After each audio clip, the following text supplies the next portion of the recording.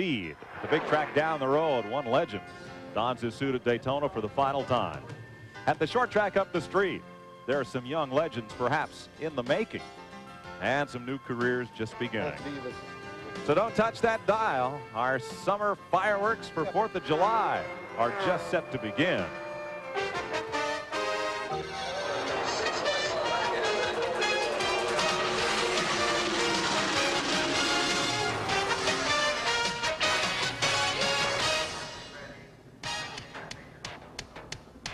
TNN, the network that brings you more Busch Grand National racing than all other TV networks combined, presents the X-1R Firecracker 200. Welcome to Volusia County Speedway in Barberville, just about 20 miles west of Ormond Beach and not too far, almost within earshot of the World Center of Racing at Daytona Beach. Hi, everybody. I'm Mike Joy along with Neil Bonnet, and as perhaps you can tell, it's 103 in the shade. Never mind what it is up here or what it's going to be in those race cars today. Mike, I tell you what, we've been here for 2 days, and everybody here's burned down. The camera crews setting everything up, the drivers, they had to work on the racetrack. We've been working ever since we've been here, and I'm telling you, it is a scorcher right now. Well, one of those legends in the making we saw at the top of the show is your son David. He's had track championships at Birmingham. He's run well throughout the Southeast, but it's his very first Busch Grand National start. Dad? I tell you what, I'm having a ball. You know, I was fortunate enough to win one of the firecrackers down the road here, but I don't think I've ever had as much fun. You know, we got one of Earnhardt's cars here and the guys helping us with it, and really having a lot of fun. The grandbaby, I'm getting to where I'm enjoying this watching races. Richard Petty was asked this week about his most memorable moment from Daytona, and he said seeing his son Kyle come here to Daytona and win his first race. Well, let's see how son Bonnet's going to do today. Let's go trackside to Glenn Jarrett. Thanks, Mike. 103 doesn't even approach how hot it is. Finally, I get to talk to a Bonnet with some real driving talent. He gets to start his first race in the Dale Earnhardt race car. How do you feel? I don't know who's more nervous, you or your dad. Well, I think Dad's pretty nervous too, but I'm nervous now. But all those will go away here shortly, just as this green flag falls. Well, we know what a pain he is to work with in the booth up there. How is he to drive a car for? He's pretty good. I think he just likes to rag y'all. Well, we want to wish you the best. Take it easy out there, buddy. We're pulling for you. Any last minute words of wisdom there, Dad?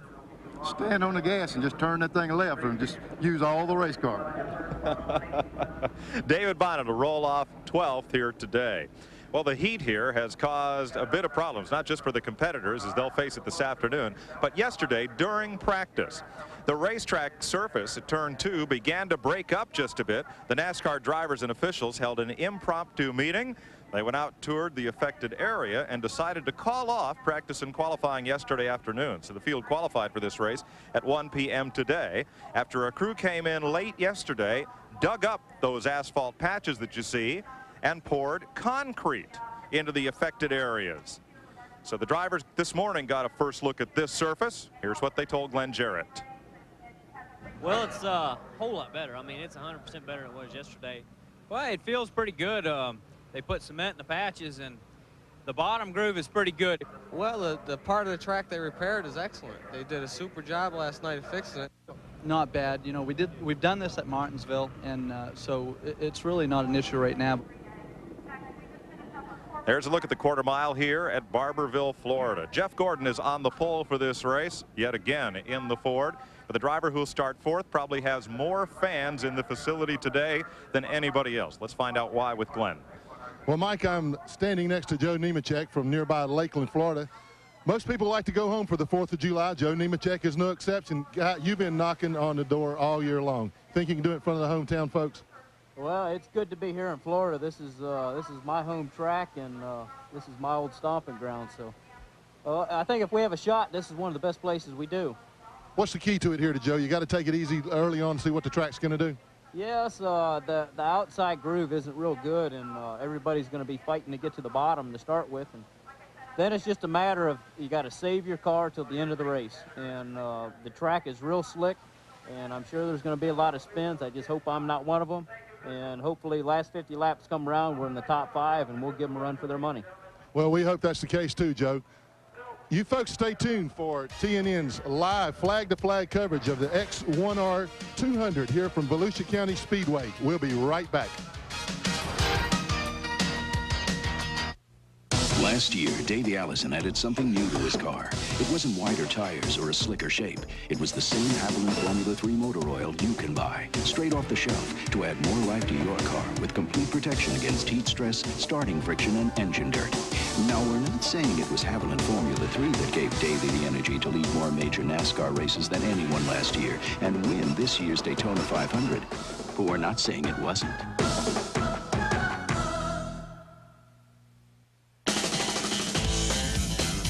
This is Miller time.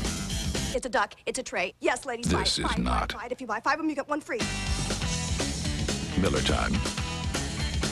Here we are in Arkansas. Here we are Not in Nebraska. Miller time. Here we are in Florida. It's a simple idea. Miller time. Not.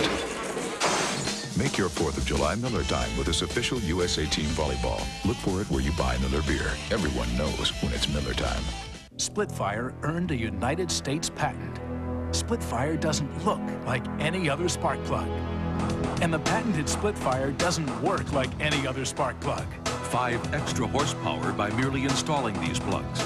Quicker in the quarter mile. A 4.8% gain in mileage. There's nothing like a Splitfire. You'll get more power and more mileage, or your money back. Get the guaranteed Splitfire advantage at leading automotive stores from coast to coast. Iron Mike on rust. I hate rust. Iron Mike on tough. This is tough. Rust tough. This is rust.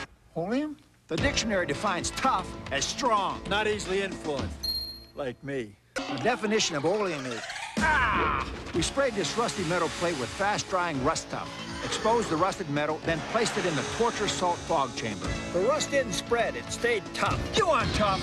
What do you want? Oleum. Got rust? Get tough. Rust tough. The Nashville Network's exclusive live coverage of the X-1R Firecracker 200 is brought to you by Texaco, official sponsor of the 1992 U.S. Olympic team. And by cold-filtered Miller Genuine Draft and Miller Genuine Draft Light, taking the country by storm. And by Splitfire Spark Plugs, more power, more mileage, or your money back. They have fired the engines here at Volusia County Speedway in Barberville, Florida, just northwest of the world center of racing. Let's catch you up on what happened as we have passed the midpoint of the Busch Grand National season. Here is this week's Haviland Update. Last week, the Busch Grand National Series headed north to the Finger Lakes of upstate New York and Watkins Glen on the road course for the Phase 150. Kenny Wallace started on the pole with Robert Presley alongside due to point standings as qualifying was rained out. And Wallace went straight to the front to lead the first 7 laps before Jeff Gordon got past in the inner loop at the end of the back straightaway to put the Ford out in front. Gordon would have a short-lived run at the lead, trying to gain points on the leader Kenny Wallace. Here's Mark Martin, who had an oil leak put him behind the wall after only 26 laps. In just 19 laps, though, Ernie Irvan would take his Chevy to the front, coming from 32nd starting position to take the lead. Jimmy Spencer, fresh off his Myrtle Beach win, loses control trying to pass Jeff Burton and had to settle for 22nd spot. At the halfway point, Irvan gives up the lead and comes to pit road. That puts Bill Elliott's Ford out in front for 2 laps until Elliott pits. Bobby the Body makes a soft landing into the tire wall. Well, not that soft. Look at the damage to the right side of his Chevy, but he continued and finished. Not so Bill Elliott. Fuel pump problems put him out of the race. At the finish, Ernie Irvan had Todd Bodine right on his tail, and last year's winner Terry Labonte breathing right down his bumper. But Irvan hung on to win his first Busch Grand National victory of the season. Kenny Wallace has his point lead cut into by Joe Nemechek. Bobby Labonte's still there. Robert Presley and Jeff Gordon, though the gap has spread out just a little bit from last week. They fired engines and getting set to go 3 pace laps. So let's have a look at the starting lineup. 7th pole position of the season for Jeff Gordon, driving the Baby Ruth Ford. On the outside pole, we'll see Todd Bodine. He, of course, in the Hungry Jack Buick. Bobby Labonte, the series champ in the Slim Jim Chevrolet, and Joe Nemechek from nearby Lakeland, the Texas Beach Chevrolet. Tom Peck and 11 Racing Olds will start 5th, and Robert Presley, climbing his way through the points, goes 6th. After crashing in practice, Ricky Craven came back to post the 7th fastest time. Chuck Bound will have an in-car camber today. He is 8th.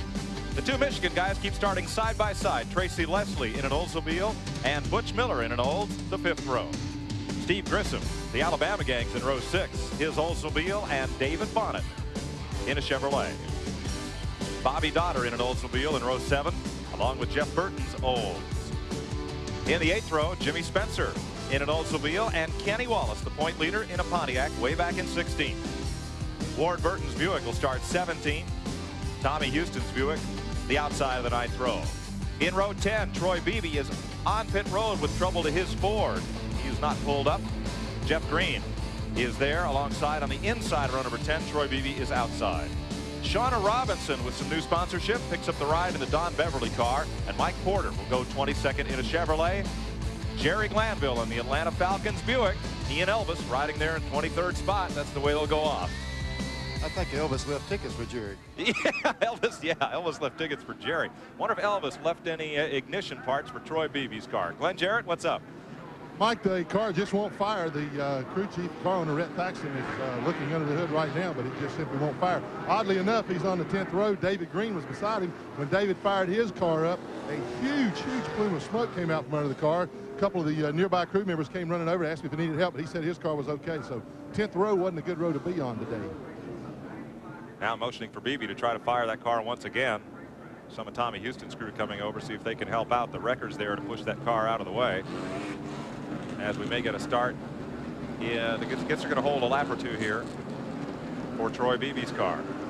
I'll tell you one thing, Mike, they don't need to hold to warm the cars up. They're all warm. It's just sitting still. 100 degrees in the shade. Think of what it is inside of Chuck Bound's Nescafe ST Pontiac. Our Armor All in-car camera giving you these pictures. There's our 360-degree race cam. And also we've got a camera on just below the back bumper of Chuck Bound's car. Mike, that shot as they came off that corner there, they could see the patching in that corner, and in practice they put cones out there and made them drive around that, so they're going to have to work the cars high and low in the middle of 1 and 2. Track did a real good job of fixing it overnight. Field comes around turn number 4. We're going to get at least one more lap here as Troy Beebe's car has fired, and he'll pick up the tail end position on the field. That's turn 4 around to the start finish line. This nice little quarter-mile track used to be dirt. And there's the patches, the concrete patches. That one in turn 1 is about big enough to put a New York City taxi cab into. They've got potholes that size in Manhattan. As the wrecker rolls by, and here comes the field. As they'll see as these cars go through here on the caution, the ones on the inside, that inside lane is the preferred lane. That part, the big part to the outside, is real treacherous on these guys working the outside lane. So this start is going to be real tricky getting a single foul. Temperature? It says only 99 degrees. I don't believe it. We didn't have enough numbers for them. Right. Humidity past the halfway mark. Little breeze. That'll help, but it's blowing warm air. Not a, well, little wispy cloud or two in the sky. That's all we've got here. It is hot. They're giving 1 to go. 200 laps around this racetrack. Kenny Wallace won this race last year. And we'll mention that Kenny Wallace made his Busch Grand National debut also driving Dale Earnhardt's car at Martinsville, 1988. Do I always get up on the edge of my seat like this with start of a race? You look a little nervous, Bonnet. Look, turns are 9 degrees, straightaway 6 degrees, big oval in the back straightaway. Nice little racetrack for some good racing. Kenny Wallace holds the record for the 200 lap distance. As we get set to go here, they run the Winston Racing Series weekly at this track, one of the many NASCAR short tracks around the country, having some pretty good racing. So in fact, after our telecast, why not go out and visit the short track near you? 200 laps were set to go. Jeff Gordon in the Ford, Todd Bodine in the Buick, and Grand Marshal Phil Martindale, after just having completed the Pepsi 400 at Daytona, came over here to wave the green flag, and it's Gordon off turn 2 with the lead. Bodine drops right in line. Labonte is with him in 3rd. Nemechek 4th. Tom Peck 5th. That car up on the outside to the right of your screen is Robert Presley, digging hard and battling Ricky Craven for 6th. Presley fighting hard on the outside. Now Todd Bodine with a challenge from Bobby Labonte down low, and Labonte will take over the 2nd spot. Excuse me, Mike, they're going to be fighting for that inside line. That thing is really critical getting around here quick today. Ford, Chevrolet, and Buick, the front 3. There's that 2nd place battle behind the leader, Jeff Gordon. Chuck Bound battling side by side as well, back at about 8th place with Presley, who has slid back a bit in the field. That outside groove just didn't work in well enough for he or Butch Miller, both trying the outside. No, these drivers all day long are going to really have to discipline themselves. They have a one-tire rule. You put one tire on each position, which is 4 tires. You have to discipline yourself and not burn the tires up as hot as the track is. They've tried that rule in NASCAR's modified division, the Winston Modified Tour, and I like it. You get the 4 tires on the car. You get 4 tires, 1 for each corner in your pit, and that's all you get. I liked it because I just bought 8 tires when we got here. Spoken like a true car owner. Watching Jimmy Spencer, they're pulling up on Tracy Leslie. Between them, Bobby Dotter's car, and you notice like several of them on this tour, it is completely unsponsored. Dotter looking for some financial help. The Chicago driver in 08 there, that bright rocket red painted car. Jimmy Spencer gets underneath, and now here comes Butch Miller. Joe Nemechek almost got the wall between turns 3 and 4. Here's Nemechek coming back into the action. Trouble. Butch Miller spinning on the front straightaway. And caution is out. Well, Nemechek lost it between 3 and 4, and then Butch Miller came off 4 and got around. Don't know if one of those cars might be dropping any fluid on the racetrack. Looked like he got in the gas up off the corner and just spun it around. 7 laps complete at Volusia County Speedway. TNN's live coverage on Independence Day continues after this. In trying to make an artistic statement, one should be careful not to let one's personal aroma do the talking. In order not to offend the critics, I recommend Right Guard Sports Stick. It provides maximum protection and the freshest scents, a sublime palette of odoriferous emanations. After all, a true artiste should be remembered for his inspiration, not his perspiration. Right Guard Sports Stick. Anything less would be uncivilized. There are a lot of cars that'd suit the way I live. I just can't think of too many I can afford. There is this one. It's got a V6. It's pretty quick, looks sharp, and winter's a problem. Now there's a Dodge Shadow convertible with a V6. You can even get one with a roof for under 10 grand. A roof could be good. Over 1 million people each week walk into AutoZone, and taking care of them means having what they need when they need it. That means stocking a lot of parts for a lot of cars. Now, nobody can stock everything, but we stock more than most. And how do we know which ones to carry? That's easy. We listen to our customers, because nobody knows better about what you want than you. So the next time you walk through that door, you might think of yourself as a customer, but we think of you as the boss.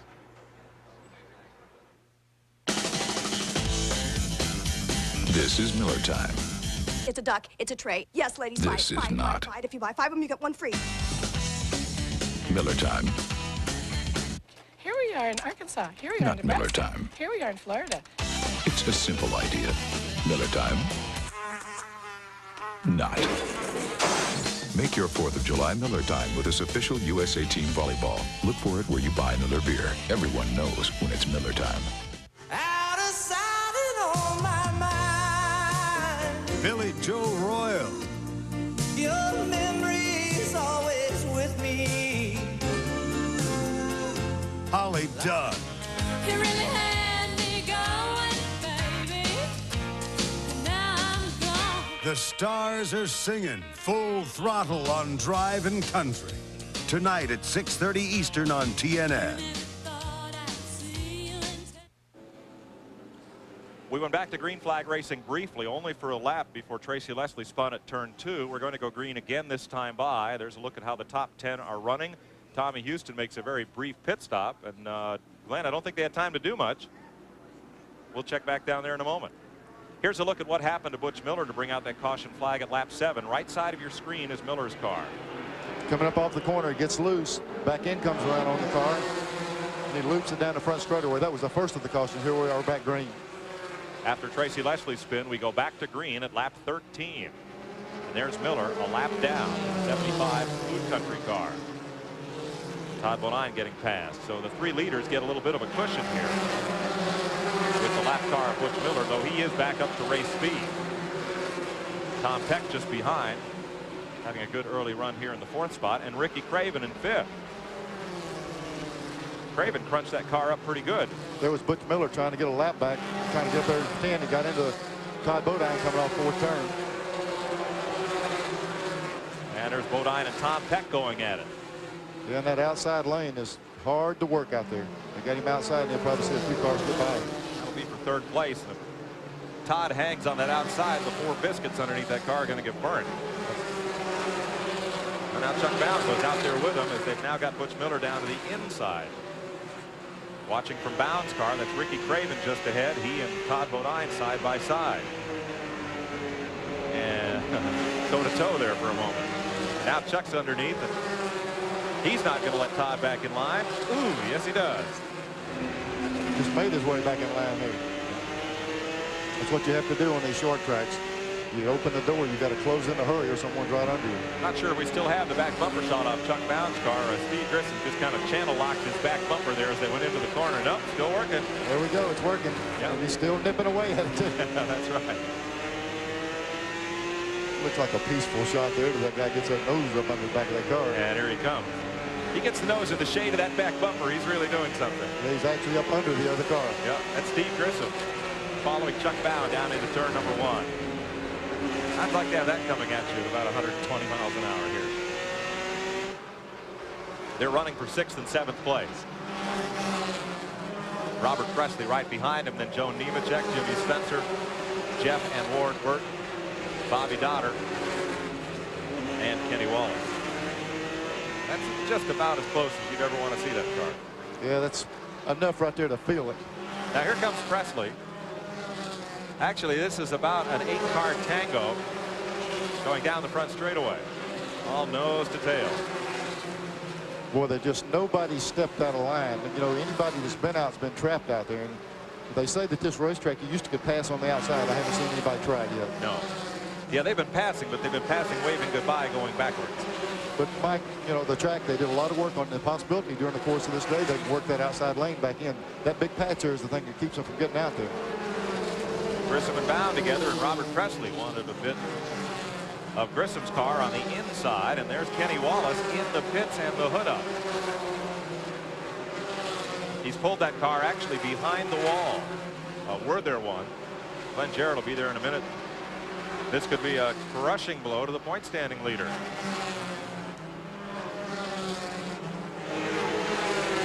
Close company there is Jerry Glanville goes a lap down.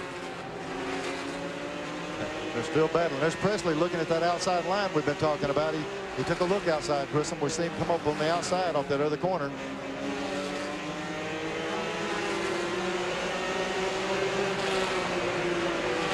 Look how the nose of that car drops. Now it just lifts a bit as you get on the throttle again. Yeah, hard acceleration off these corners. Really lays the right front down. Let's check with Glenn down in the Kenny Wallace pit. Well, Mike, I came running down here to the end of pit road where they pitted, and now they pushed the car back some. Evidently, they're just trying to get it out of the way. There is a problem. Something with the coil, something in the electrical system. I can see Steve Bird trying to working on the electrical system of the car. So evidently, that's the problem. We'll get an update on this here shortly and confirm it and be right back with you. That's the trouble with that's the trouble trying to say it. Black box electronics. They work or they don't. In this case, they don't. Jeff Gordon has checked out on Bobby Labonte and the rest of this field. He holds perhaps a 4-second lead on Labonte and the rest of the field a bit further back. But now we've seen this movie before, and it doesn't always have a happy ending. You know, the car's always shown a lot of ability to just jump out front and take off. But if it stays together, now they're a handful. The trick is on this hot day, can he keep that thing together? Gordon laps by Troy Beebe, as will put 30 laps of 200 on the board this time by Gordon the leader, Labonte, Peck, and Craven. Well, I drive a race car for a living. I depend on the parts and pieces in my car.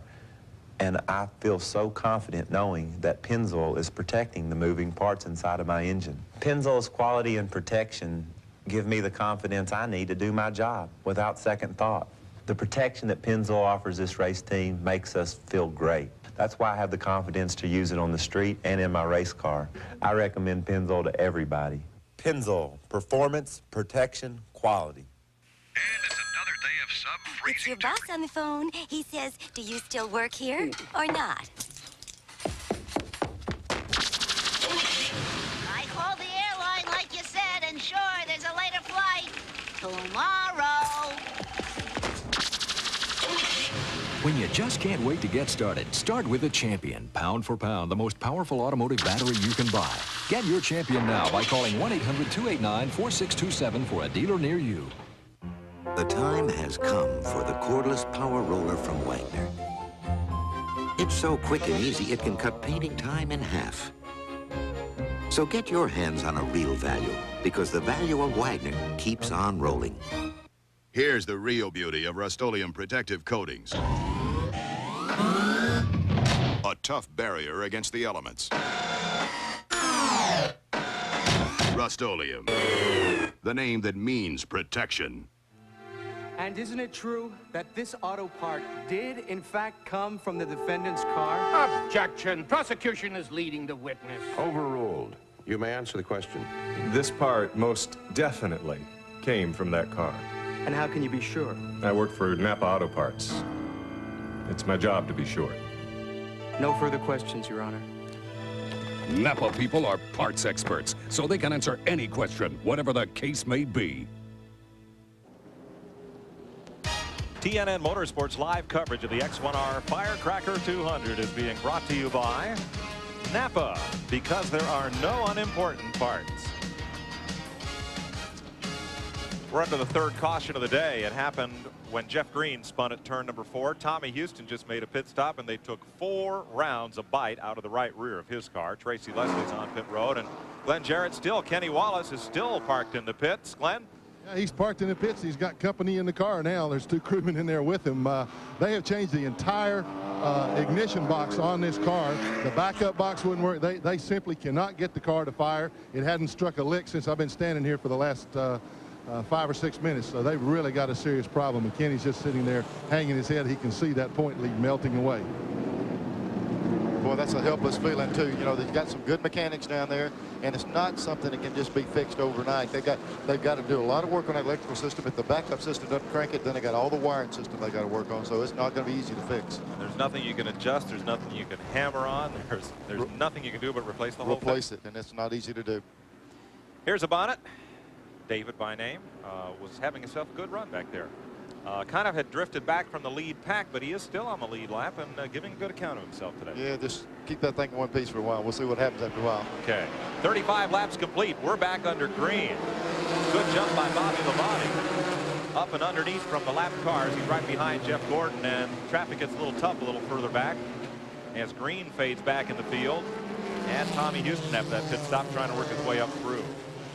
They're going to shuffle Tom Peck in the running order. Chuck Bound roughs him up a bit as they come off turn 4.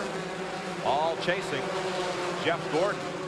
They're black flagging one car. I couldn't really tell which number it was, Mike, as they went under the flag stand. They got one of them black flag. I think it was either Jimmy Spencer or Jeff Burton.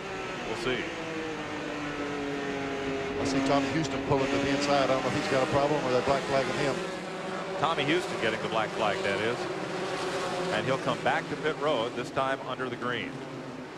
There's Jeff and Ward Burton, Bobby Dotter, and David Bonnet working underneath Jeff Green. Houston got to stop and go and continue.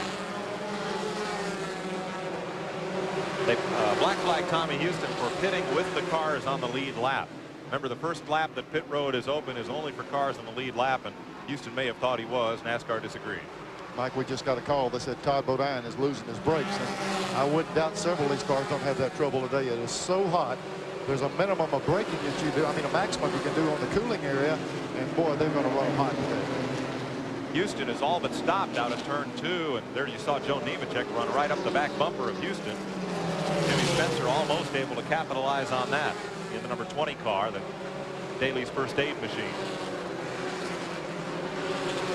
200 laps around this little quarter mile. Track used to be dirt, was converted to pavement a few years ago. We put on some good shows here every weekend. Play host of the Busch Series once a year. Nemechek getting underneath Troy Beebe. Still has Spencer as his shadow. Boy, Spencer never really worked on that car. Every lap of practice, he was sideways all the way around this racetrack, and they've made a lot of gains with his car and picked it up.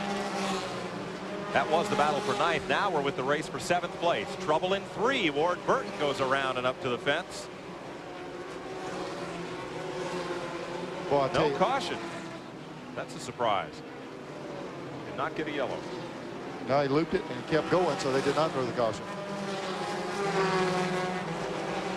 Burton stayed on the lead lap, but now is going a lap down to Jeff Gordon. Or fighting like everything, trying not to go a lap down. It's going to be hard to hold that forward off. There he goes to Jeff Gordon, moved the inside, cleared him, and going to go around Glanville on the outside. Jerry Glanville's running about third down and 7 right now. A long third, let's call it. 2 laps back. Jeff Gordon again taking off and sprinting away from this field.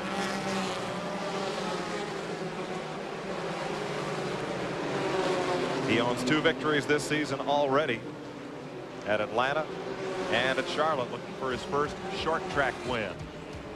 46 of 200 laps complete. They're looking for a little shade down there. We'll be back.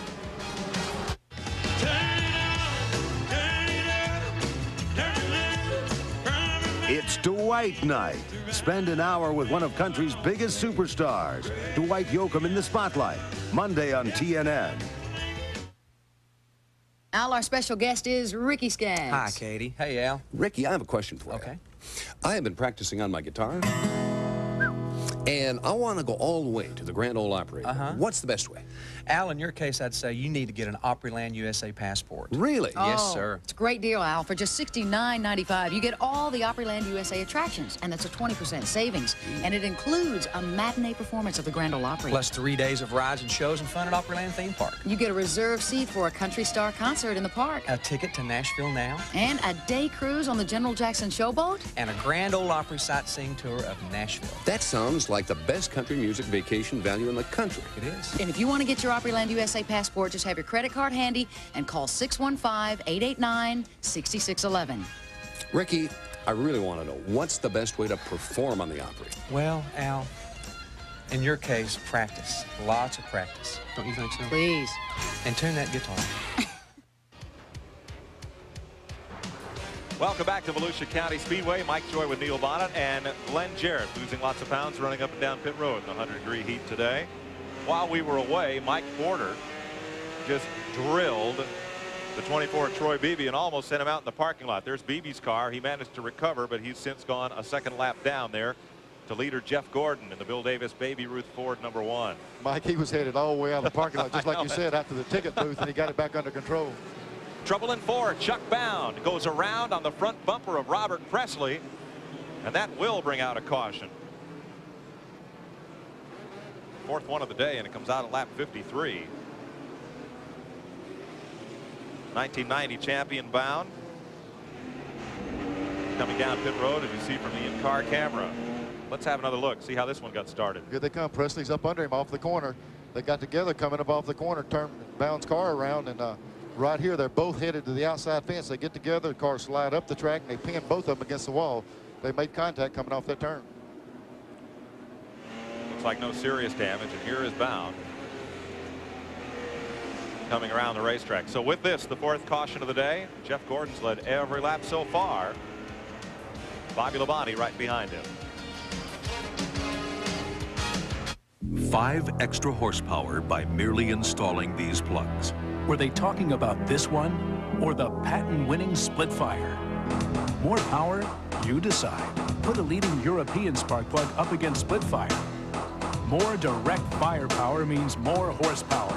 5 extra horsepower by merely installing these plugs. Split fire. More power or your money back. Get world-class split fire performance at leading U.S. retail stores nationwide. Last year, hundreds of thousands of people bought a Fedder's room air conditioner. Was it the large selection, with features like a Comfort Master Precision thermostat, or extras like the heavy-duty rear grille that protects the condenser coil? Could it be the portability, extra quiet performance, and easy installation of the innovative Microsonic? One thing is certain, you can't do better than a Fedder's.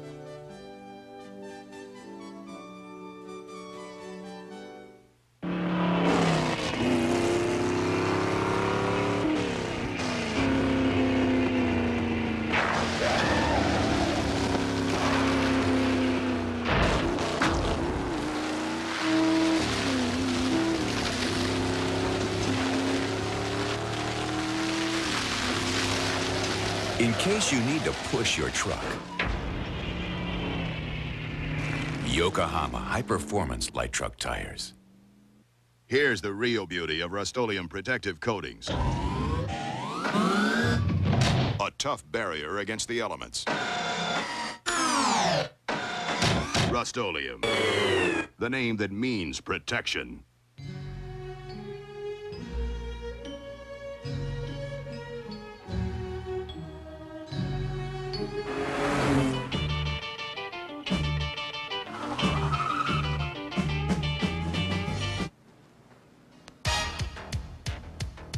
TNN's coverage of the X-1R Firecracker 200 is being brought to you by Napa, because there are no unimportant parts.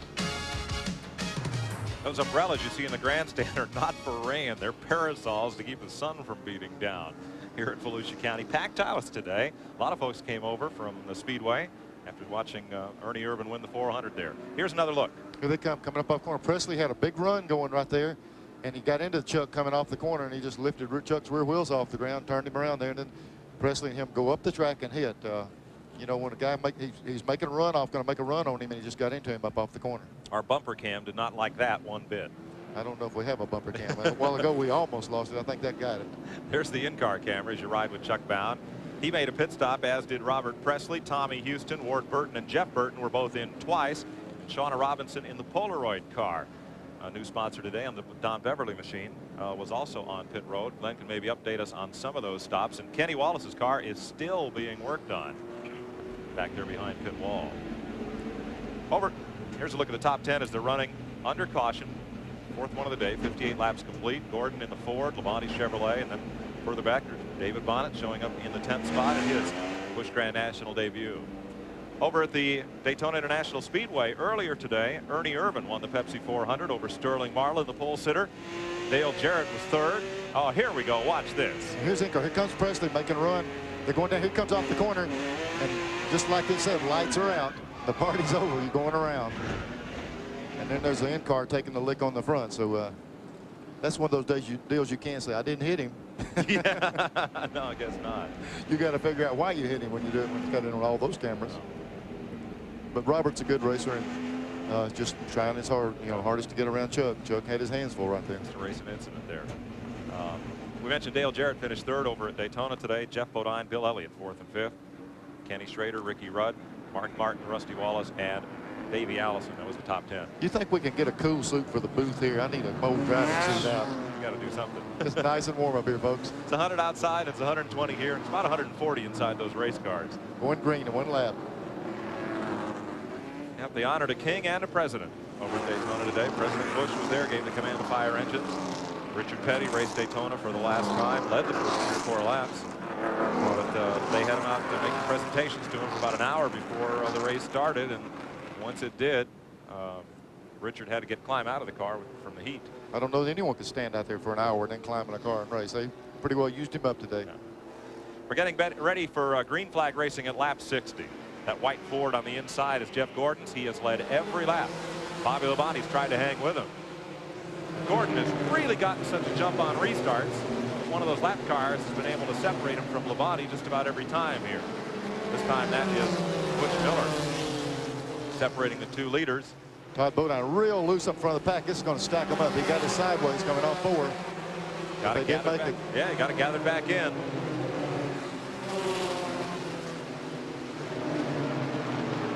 Jeff Burton now to the inside of Shauna Robinson. Gave her one of those Polaroid snapshots as he went by. I'm telling you, on this short track stuff, when you start working lap traffic like this, it can really cost you some positions with this 2 abreast racing. And it's hard to get around a track this size, as slick as it is. Now, you think you've got a tough day. How about Eddie Pearson standing there down in the pits? Does he watch his car with Robert Presley, or does he watch his wife, Shauna? He better be watching his wife, or he'll lose his job at home, not necessarily at work. That could be. 64 laps as you ride along with Chuck Bound, chasing Robert Presley.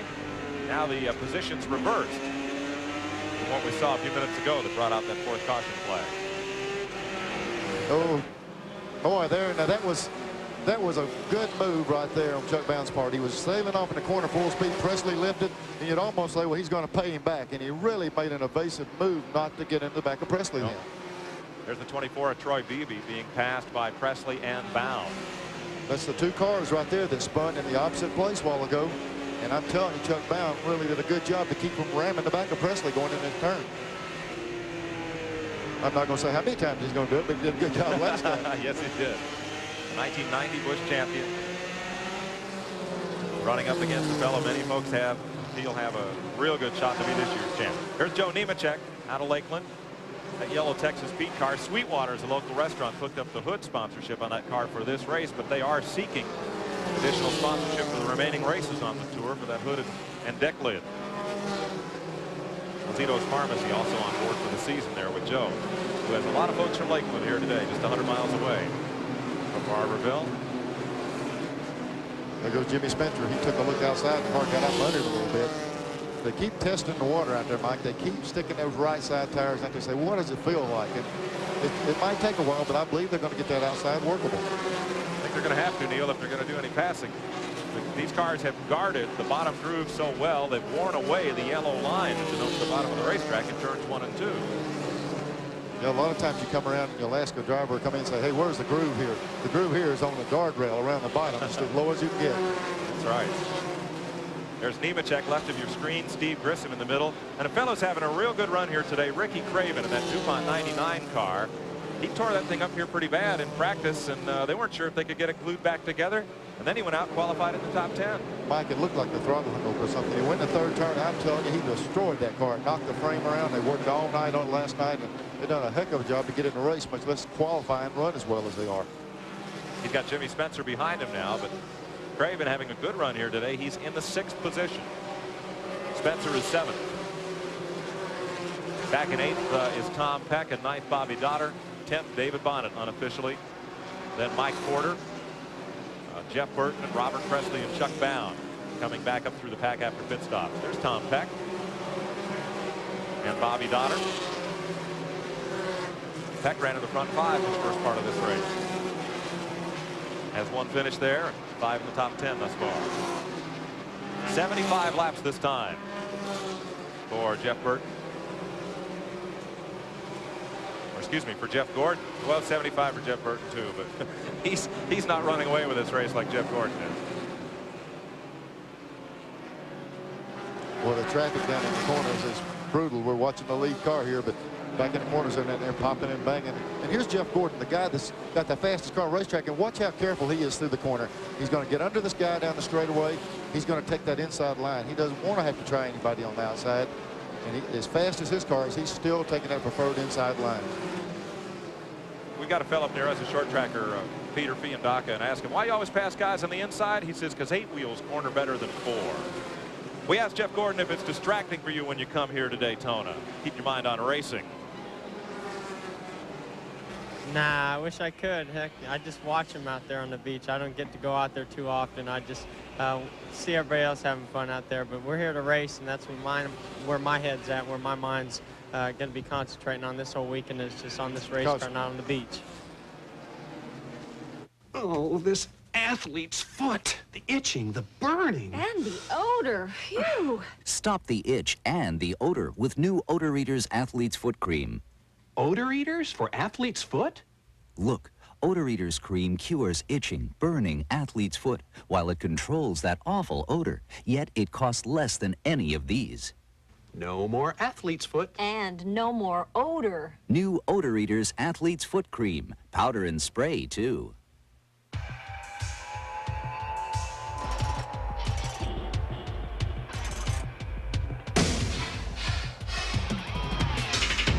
Quote, Dodge Dakota Sport with a new optional 180 horsepower Magnum V6 out-accelerates Ford Ranger and Toyota and does it for under 10 grand. Unquote. Dodge, the most powerful line of trucks anywhere. Get $500 cash back on Dakota during the Dodge Dare to Compare Challenge.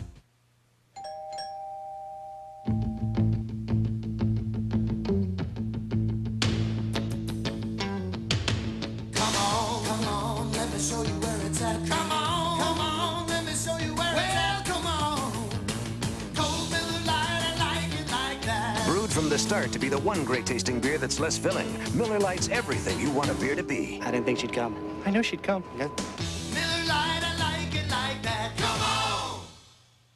And it's another It's your boss on the phone. He says, do you still work here or not?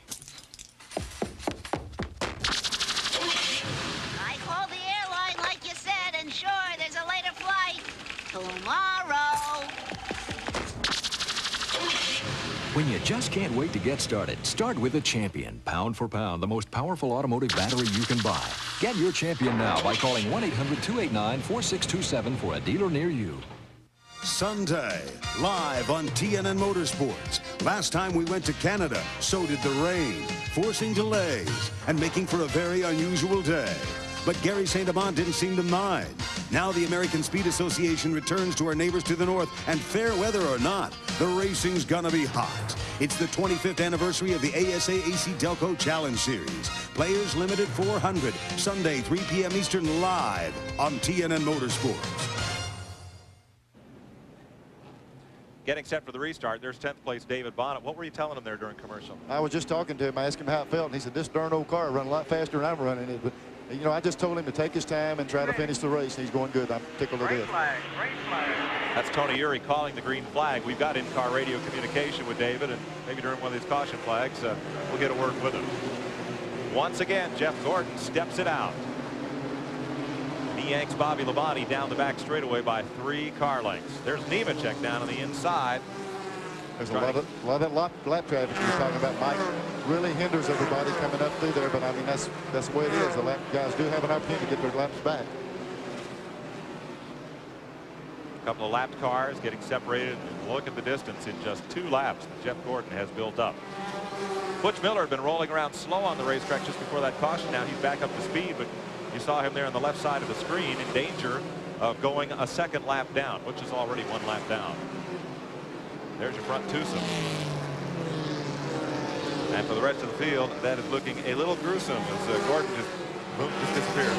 Boy, lately, every time we've been doing one of these Busch races, he's shown that dominance. Trouble in 4. Mike Porter and Troy Beebe go around. The rest of the field scatters. And yes, that was Kenny Wallace that just went by. His car is back in the race. He is about 60-some laps down. And that caution will be a good one for Butch Miller. He will avoid going a 2nd lap down, come around to the back of the field. Trying to get Troy Beebe's car pushed down at pit road. The Banana Boat Ford has had a tough day right from the get-go. Wouldn't fire on the line and then just spun. While we're under caution, let's take this pause. We'll be back to Volusia County Speedway, where Jeff Gordon leads Bobby Labonte, Todd Bodine, Joe Nemechek, and Steve Grissom. They're already collector's items. Do you have yours? Max Race Cards, featuring all your favorite NASCAR stars, the great moments, the men behind the scenes. Great to collect or trade. 1991 sets are here, and when they're gone, there won't be any more. This handsome 240 card set is only $33. For more details or to order, call 1-800-521-8867. That's 1-800-521-8867. Sets are going fast. Order your Max Race Cards now.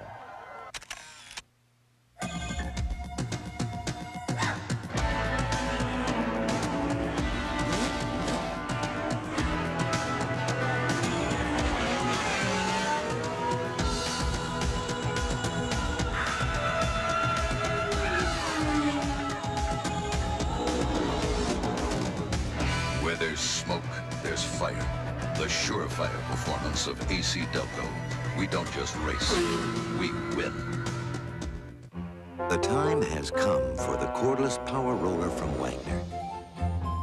It's so quick and easy, it can cut painting time in half. So get your hands on a real value, because the value of Wagner keeps on rolling. Here's the real beauty of Rust-Oleum protective coatings. A tough barrier against the elements. Rust-Oleum, the name that means protection.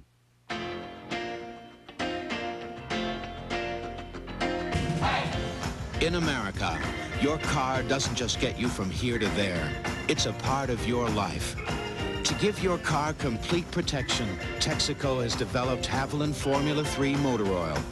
With not 1, but 3 kinds of protection against heat stress, starting friction, and engine dirt. Haviland Formula 3.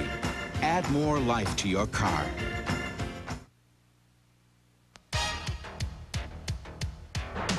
Coverage of the X-1R Firecracker 200 on TNN is being brought to you by Texaco, official sponsor of the 1992 U.S. Olympic team. Big packed house here in Volusia County, and Dad watching intently here as David Bonnet was in a real hot pack of traffic there. Boy, they was about 3 and 4 abreast, and he worked his way through there. I was kind of sweating it out, I tell you. He's having a good run here today in the top 10. Jeff Gordon at the front of this field. Again, on this restart, he outdistanced Bobby Labonte by the margin you see. They've run just 2 laps here under green. And trouble up in turn 2. Jeff Burton and Jeff Green going around. That will be caution flag number 6. And it comes out at lap number 93.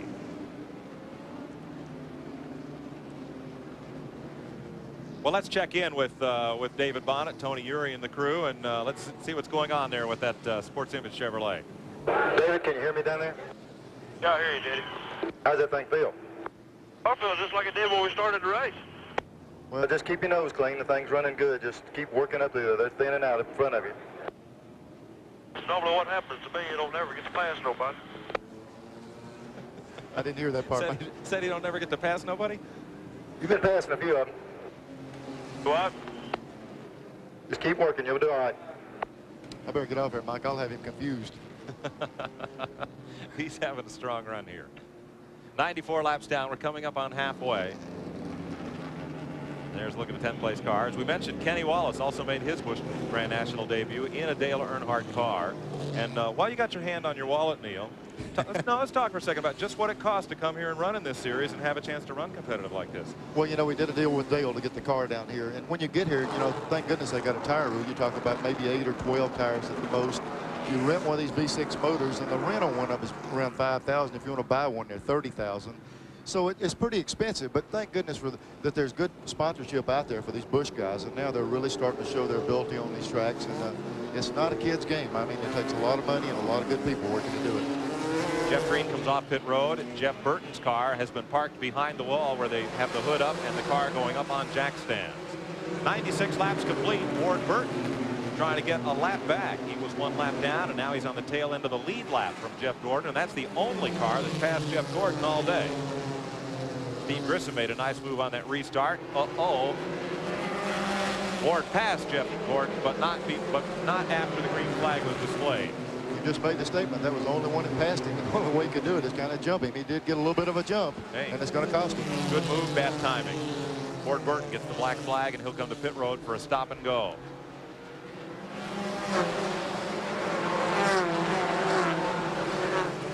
So it's Gordon, Labonte, and Todd Bodine. Then Joe Nemechek in 4th, Steve Grissom in 5th. Jimmy Spencer's the 6th place car. 7th, Ricky Craven. 8th, Bobby Donner, and Todd Bodine takes. How did he save that? That's the second guy we've seen go out to the ticket booth and come back. That area there, you go out of 3 and 4, and that's the road to enter the racetrack. When you get up there, you're going for a ride. It really shuffled things behind him. A lot of guys got caught in the shuffle and losing a lot of ground. That was Todd Bodine. I saw it, but I still don't believe it. And right at the end of where he slid is the gate to go to the outside of the track pits. So you can go out to Route 40, come back around, and come in at turn 1. Now there's an omen. Jeff Gordon has led a lot of these races at halfway, but the halfway leader and their X-1R, the sponsor of this race, that's a performance engine additive. They do have a cash prize up for the leader of the halfway lap, and Jeff Gordon has just banked that. Now this time he's not gotten away so much from Bobby Labonte. No, I don't know if Labonte's decided to pick up the pace, or maybe if Jeff lost a little something. He had to go around the 27 car on the outside as they black flagged him. And I'm just telling you, 1 or 2 times through the corner on the outside, and it'll cost you some tires, and he might have to cool them down to get them back under him again. There's Labonte tracking Jeff Gordon. Back off turn number 4 once again. 103 laps go on the board. They pulled out a good bit from Joe Nemechek and Steve Grissom. Jerry Glanville's car about to go again a lap down. Now watch Todd Bodine here. Watch him up in turn 4, and he looked like Neil. He was driving just right on ice. Yep, here he goes. He's going down in 3 again, right in that same area. He's down to the inside this time, but all day long, even in practice, his car, if he gets the least bit high, he's sliding way up high on the racetrack. Back up with your leaders, and Labonte is closing in. Yeah, he's keeping the heat on now. That makes so much difference. You know, before Jeff Gordon had the luxury of just ride along and pace himself. Now Labonte has stepped the pace up, and he's going to make Gordon run a different type of race. Well, Labonte gets a little closer, drifts a little bit back, comes in closer once again. I'm not going to say he's going to be able to pass him, but he's going to make him use up a lot more race car than he normally would. 106 laps, Ford Chevrolet shootout here. Much as they had earlier today at Daytona in the Pepsi 400, though here the roles are reversed with the Ford out front. There's Jimmy's. Oh, trouble in 4. Spencer up real high, got sideways. He skated the car off 4, nearly turned it around. All you've got to do is get 2 foot high, and then you're out of control. There's a 24 car in the same place. There's a caution back out. They might think there's something in that corner. I don't see a car. We've seen 4 cars in succession lose it in that corner. They might be going to check it. And Mike Porter goes way up high, and he almost loses it up there under caution. There's something on the track, though. I see debris over there in that corner. And they'll have a look at it, and caution comes out for debris at turn 3. There it is. Neil, a racetrack is breaking up, and that's going to be right down at the bottom of turn number 3. Now that's similar to what happened up in turn 2 yesterday. Boy, you hate to see something like that happen, Mike, but I'm telling you, the conditions here I've never seen. I've raced at Daytona on the 4th of July for years. I don't ever remember the kind of temperatures and heat we're dealing with, and that's why the guys are having trouble getting in that corner now. Boy, I don't know what they're going to do with that.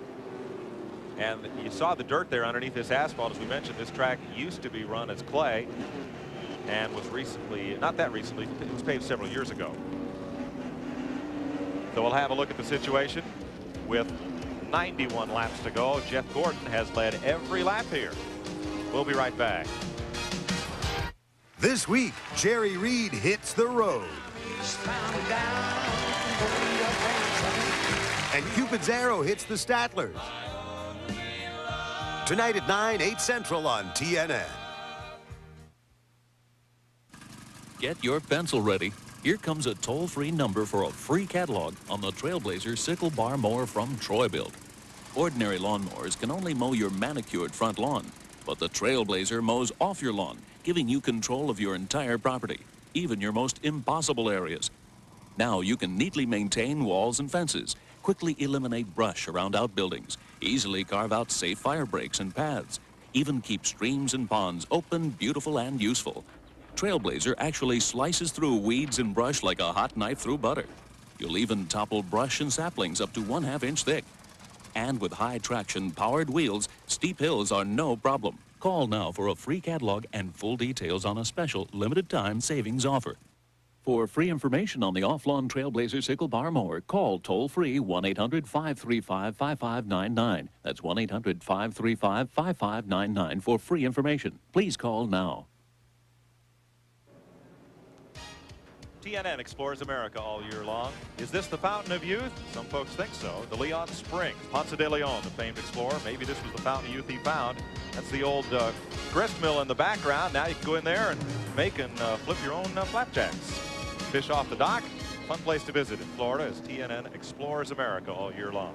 And it sure looked cool, that water running out. I'd like to jump in there a little bit. 72 degrees year round. Temperature of that water never changes. I'll be right back. Yeah, I'll be right back. It's not that far, Neil. 112 laps are complete. Jeff Gordon has led every one of them. Glenn Jarrett? Well, Mike, I'm standing with Bill Davis, Jeff's car owner. On that last restart, Bill, Jeff didn't seem to have quite as big advantage. He couldn't get away from Bobby Labonte. Is the car okay? Our car's okay. I think maybe Bobby was just taking away a little bit of our advantage. We're the same as we've been. We're fine. We're running real good, not loose, not tight, real happy with the car. Bobby's probably been laying back, decided to tighten it up a little bit. It looks like that, you know, in weeks past, you've seen Jeff just take off and run away from everybody. It looks like he's pacing himself a little bit today. We're trying. Yeah, that's what we're working on harder than anything else. Just saving our stuff. I tell you guys, when you got a real fast race car like that, one of the hardest things to do is not to run it as hard as you can. But Jeff's doing a real good job. His car's okay. I just think that Bobby might be a little quicker, so maybe he's holding something for him. We'll see. Let a horse out of the barn. Hard to tell him not to run, huh, Neil? That's right. These guys, when you turn them loose with some good equipment, they want to use most of it. So I think he's talking about, Bill Davis talking about, I think Labonte just stepped his pace up a little bit. This is Jeff Gordon's second race here at Volusia County. He finished 13th here last year. Mike, one thing that might have happened into it, Labonte's a smart little race car driver. If you see clouds coming in and starting to rain, you pick up the pace and you try to take the lead. And we've got enough damage in that corner over there. There could be some concern about what will happen here. We continue under caution here at Volusia County Speedway, and Les Richter, NASCAR's Vice President of Competition, is here to see this one. Came over from Daytona today, and an interested observer at Watkins Glen and here at Volusia County, Brad Doherty, the star of the Cleveland Cavaliers, is back at the track once again. You're going to be a regular just like TNN. Yeah, I tell you what, it's exciting to get out to these racetracks each week, or any chance I have opportunity, and these guys are doing a super job out here today. I know you're from North Carolina, and I guess you wear 43 on your jersey. Kind of hard to see that that fire suit hung up at the top of our show, and Richard put it on for Daytona for the last time today. Yeah, he went out today and led the first couple of laps. That was extremely exciting to watch, and I guess the heat just got the better of him. But he's my hero, and I was happy to get out and watch him today. I think he's kind of like Arnold Palmer. He may not be everybody's favorite driver, but everybody would count themselves a Richard Petty fan. There's no doubt about that. He's been tremendous for the sport, and I tell you what, he's a great role model for young people. Now, you were involved in this sport for a bit with Robert Presley. Yeah, I was with Robert for a couple of years there, and he had the opportunity to move on and sprout bigger and better wings, and I tell you what, he's doing a super job. I came out today to support him, and he's really going well. Well, Mark Rippon, the Super Bowl winning quarterback for the Redskins, is going to have a race team next year. Joe Gibbs has one this year. A lot of folks from other sports coming into racing. Can you give them any advice? Yeah. I'll tell you what, it's a tough sport. Anytime you cross over, especially being an owner, don't expect to go out and win right away. It's very, very competitive. There's a lot of parity at this level, and he's got to be prepared for that. It's not like playing football or basketball. You're going to win a few along the way. But this racing business, everybody's good. Everybody's tough and competitive, so he's going to have to dig in and be ready. We'll keep Brad with us here for a minute and visit with him for a bit as you see them sweeping some of the debris that's been come up from the loose asphalt here on the racetrack, and we're informed they may put these cars under the red flag here in a couple of laps to aid in that track sweeping. Mike Greenwell, the Boston Red Sox outfielder, drove in a race car on a short track at Seekonk Speedway, went back and told the whole Boston press car, race car, what race car? And then Mike Adescavige's photo showed up on the front page of the Boston Globe. We'll talk a little more about that end of the sport here in a second when we return to Volusia County Speedway. 115 laps complete, and Jeff Gordon up front.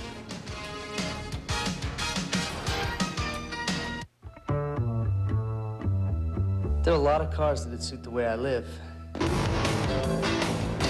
I just can't think of too many I can afford. There is this one. It's got a V6. It's pretty quick, looks sharp, and winter's a problem. Now there's a Dodge Shadow convertible with a V6. You can even get one with a roof for under 10 grand. A roof could be good. Iron Mike on rust. I hate rust. Iron Mike on tough. This is tough. Rust tough. This is rust. Oleum? The dictionary defines tough as strong, not easily influenced. Like me. The definition of oleum is, we sprayed this rusty metal plate with fast-drying rust tough, exposed the rusted metal, then placed it in the torture salt fog chamber. The rust didn't spread, it stayed tough. You want tough? Or do you want oleum? Got rust? Get tough. Rust tough. When it's hot outside, you want an Emerson Quiet Cool room air conditioner inside. Emerson Quiet Cool units mount flush so you can close the drapes. For fast maximum cooling, set the exclusive color-coded controls on blue. For portability, easy installation, quiet operation, there is no match for the innovative Microsonic. With styles to fit most windows, capacities to cool most rooms, everything you want in a room air conditioner is in our name. Emerson Quiet Cool.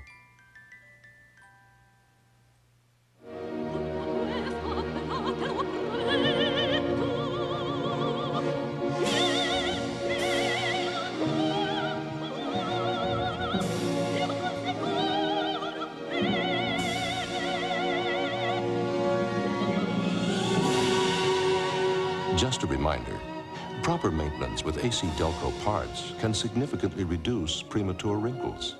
AC Delco, it's like buying time.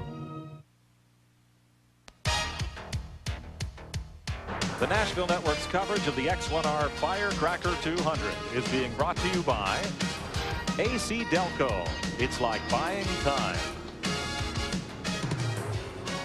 Getting set to go back to green. 119 laps down. It'll be 120 this time and 80 to go as Jeff Gordon hauls them off turn number 4, and Bobby Labonte does not get a good jump. Nemechek may get him at turn 1. I think we're going to see a big scramble. They're concerned about the track over there. And like I say, it's kind of like a weather condition. They want to get as many positions as they can as quick as possible. Labonte gets that second spot back, goes for a little bit of a slide there at turn 4, and hangs on to second. Boy, if we thought that inside line was preferred line before, we're going to really see it now. There's Nemechek. He's coming around on the inside. He's trying to hold Grissom off in the back straightaway. And Ricky Craven going after Jimmy Spencer and going to get him. Craven picks up a spot. Boy, Spencer just could have lost 4 positions, and he just turned left and took that position back.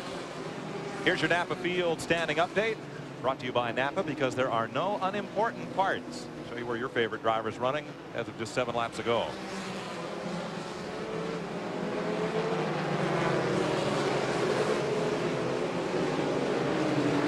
.77 laps to run here.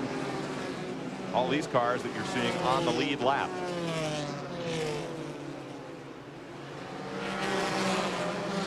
There's Butch Miller 1 lap down. Along with Tommy Houston, Jeff Green,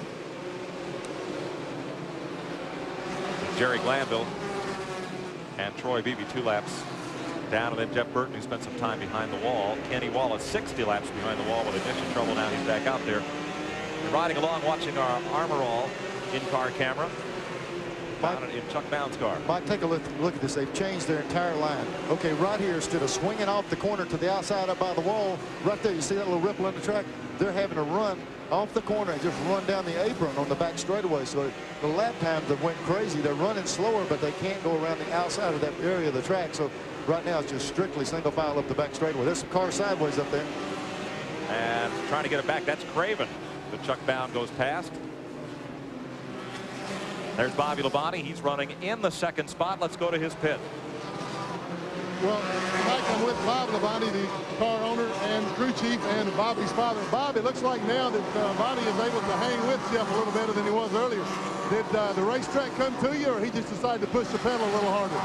No, well, it's Slim Jim Chevrolet. He just been kind of riding all day, but, you know, it was only about 80 laps left, so we brought him, turned the heat up on Jeff a little bit. You got any left for him? I don't know. Well, at least he gave me an honest answer. And by the way, Bob said before I came to him, he said, Glenn, your job's going to be a lot easier today. Things are going good. I'm not mad yet. It's still early. Up in 4, Bobby Dotter is going out of the park on all 4 wheels. He just drove it right out there in turn number 4. Caution flies. There he is up in the exit gate. Caution at lap 129. We've seen 4 other guys do it. He's the only one that didn't make it back. The rest of them have made it around that part of the track. Brad, you ever get a floor like that where there's like a loose board or a ball take a funny bounce, that sort of thing? You got to kind of drive around it. Sometimes we get a little condensation on the floor because we play on a lot of floors where there's ice hockey also, and they'll put the wood over top, and it gets slick, and you have to avoid spots, and it's no fun. It takes a lot out of your game. It's about like what these drivers are going through today with turn 3 and that spot in the back straightaway. No doubt about it. We're talking about Mike Greenwell, the Red Sox outfielder, and his foray into behind the wheel down at Seekonk Speedway in Massachusetts. And so I got to ask, if can you squeeze through the window one of these things and give it a run? Well, I could always get through the window, but Robert and those guys wouldn't let me drive the car. They were afraid I'd tear up all the equipment before we got to the racetrack. So we would stick to go-karts and those things. I tell you what, I'd park those guys every time. That's the way you're supposed to do. Yeah, pick and roll means a whole different thing here in this sport. Exactly right. It's get out front and make that car as wide as you can make it. I'm not sure that the template will fit the car after he gets in it and have a little bubble in the roof. Keep his head in there. A little bit tall for that thing. That could be. Any of your fellow players race fans? Oh, yeah, all of the guys on my team are race fans. They are now, right? Yeah, they don't have any choice. Yeah. But, a lot of those guys keep up with racing. It's just, you know, the sport's growing by leaps and bounds, and, you know, guys are real interested in the sport. It's a great sport. It's a lot of fun, and you're right. The sport is growing just greatly. Oh, yeah. As did basketball over the past 5 or 6 years. You know, the way with the games being nationally televised so much more now, and perhaps the loosening up of the games to allow fellows like a Michael Jordan to showcase the kind of moves he has. No doubt about it. It's made for great entertainment, and this sport has seen similar games. Yeah, they're doing great. The TV coverage is awesome in this sport. Well, you was talking about TV coverage. We went right by that hole that we talked about on the back straightaway. That one. And they're really limited. And I mean, it's nothing. You know, when you do these things, sometimes you say, well, the track's not done this. I don't see how they can keep pavement down in these kind of temperatures. Mike, the promoter, said that as soon as this race is over, he's going to concrete on the racetrack. He's concrete the corners. And I think with when we go these radial tires, you get to a little track, it's real sticky, real tacky, like you want it to be to get a hold of the racetrack. And you hook these motors up, you're trying to just virtually rip the pavement off the ground. And they're going to, some of these tracks are going to be looking something other than pavement. They just can't keep it down there with the traction these cars are getting now. Well, Clay Earls at Martinsville, who's always been one of the sport's great innovators, a good number of years ago put concrete down in the bottom lane because the modifieds were just literally peeling the asphalt up, and now Bristol, Tennessee is going to concrete. And let's have a look at the top 10 here. We are going to get a red flag as they clean up out there once again in turn 3 and in the back straightaway. There is the red, 134 laps down, 66 to go here on a very hot Saturday afternoon. And the fireworks have been tearing up the pavement here. Top 10, Jeff Gordon, the race leader. Bobby Labonte in second, Steve Grissom in third, Ricky Craven, Joe Nemechek. That's the front 5 at 134 laps. Jimmy Spencer, Chuck Bound, Todd Bodine, Robert Presley, and that young Bonnet fella there in the top 10. Give him a call, Neil. Let's give him a call and see what they're up to down there. Can you hear me, David? Yeah, I hear you, Daddy. How you feeling? Yeah, I hear you. Are you hot? About to burn up. That's all right. You just got to, let me see here, 70 more laps to go and everything will be just fine. You're doing good. Just keep your nose clean there. They're going to work on the track a little bit. I tell you, that's hard to give advice because I'm a lousy spectator when it comes to driving one of those things. I have to be careful. My wife said, now don't dare talk to David on the radio because sometimes at Birmingham I coach him a little aggressively. So I'm having to really be careful what I tell him today. Yeah. There's David. That Sports Image Machine. That is a Dale Earnhardt car if you joined us late. Kenny Wallace also made his Busch debut in a Dale Earnhardt race car. Gonna have a look here out at this is the middle of the back straightaway.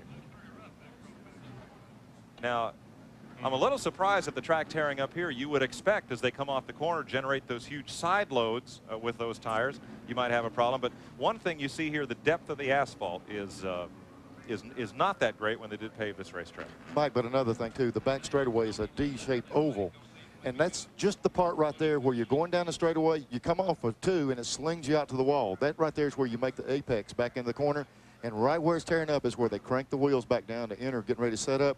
So you really load the car with side load right there. These radials hook up so good that they just don't slip any time. And that would be a problem area right there in the middle. That's really the roll out of the throttle and set it up area. And that back down really hurts the track too. Yeah, folks, if you're familiar with Michigan International Speedway, the back stretch here at Volusia looks like the front stretch at Michigan. It's curved all the way around.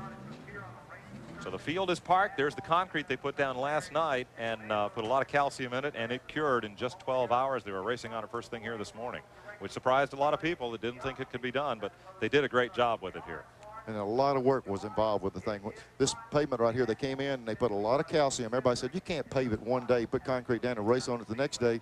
But they put a lot of calcium in it. They did a lot of work on it, and it's hard. I'm telling you, that is not going to be the problem on the racetrack. The other part might go away. Let me tell you about this patch job. There was a fella up here in the stands yesterday watching the race, bought a ticket.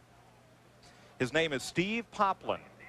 He works for the Flagler County Road Department, and he saw him down there starting to do this work, and he said, you know, I know something about this stuff. I'm going to go down there and see if I can help. Wow. Yes, because I know they'll be back tomorrow. The heat conditions are so bad this time of year, and this type of a grade isn't the best for blacktopping. And as we see, the cars, there'll be a lot of problems tomorrow in racing if they didn't do something about it today. So if I wanted to see any racing, I definitely want to get out here today. I got a little bit of experience in this, so I just kind of jump in here with the guys and get the job done. This will be cured real good by morning and do some good hot lap sessions tomorrow and qualifying, some good racing tomorrow. Steve Poplin. Now, they said, well, you know, are they going to give you a ticket for this? And he said, I don't know. He says, I'm waiting for the sheriff to come down and kind of run me off. But actually, Neil, he took over the whole paving operation. Yeah, he kind of oversaw the thing. You know, he did that kind of work all the time. And he said, let me get in and help you. And they squared it up, did a good job with it. And I saw the track promoter this morning, and I said, what'd you do about the guy that worked with you yesterday? And he said they gave him a season pass, year-long pass. He stayed out here to 4 o'clock this morning to help him get the track ready. And bought him a ticket for the Pepsi 400 as well. 4 tickets to the Pepsi 400. He's a race fan. He got to see his money's worth today. There's Chuck Bound. Now, he looks a little warm as he walks over pit side. climbing out of that Nescafe Pontiac. We're under the red flag here at Volusia County Speedway. We'll be right back. Iron Mike on rust. I hate rust. Iron Mike on tough. This is tough. Rust tough. This is rust. Oleum? The dictionary defines tough as strong, not easily influenced. Like me. The definition of oleum is, we sprayed this rusty metal plate with fast-drying rust tough, exposed the rusted metal, then placed it in the torture salt fog chamber. The rust didn't spread, it stayed tough. You want tough? What do you want? Oleum. Got rust, get tough. Rust tough. You know that ultraviolet rays can damage your skin, but did you know that UV rays also crack and fade your car's vinyl, leather, rubber, and plastics? Introducing Rand's UV99.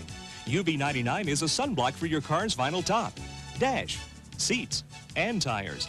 UV99 blocks over 99% of those damaging UV rays. Armor All, just 18%? Not even close.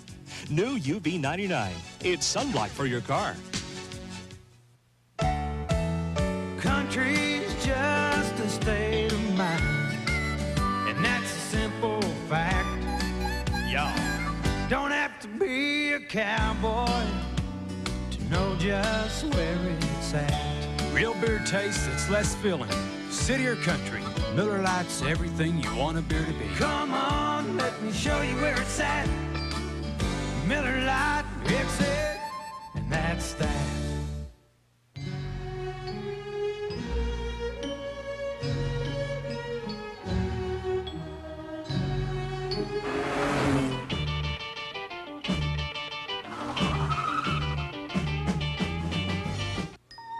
The power of an upright in the palm of your hand with the Royal Dirt Devil. It has a revolving brush, and it can handle all kinds of dirt.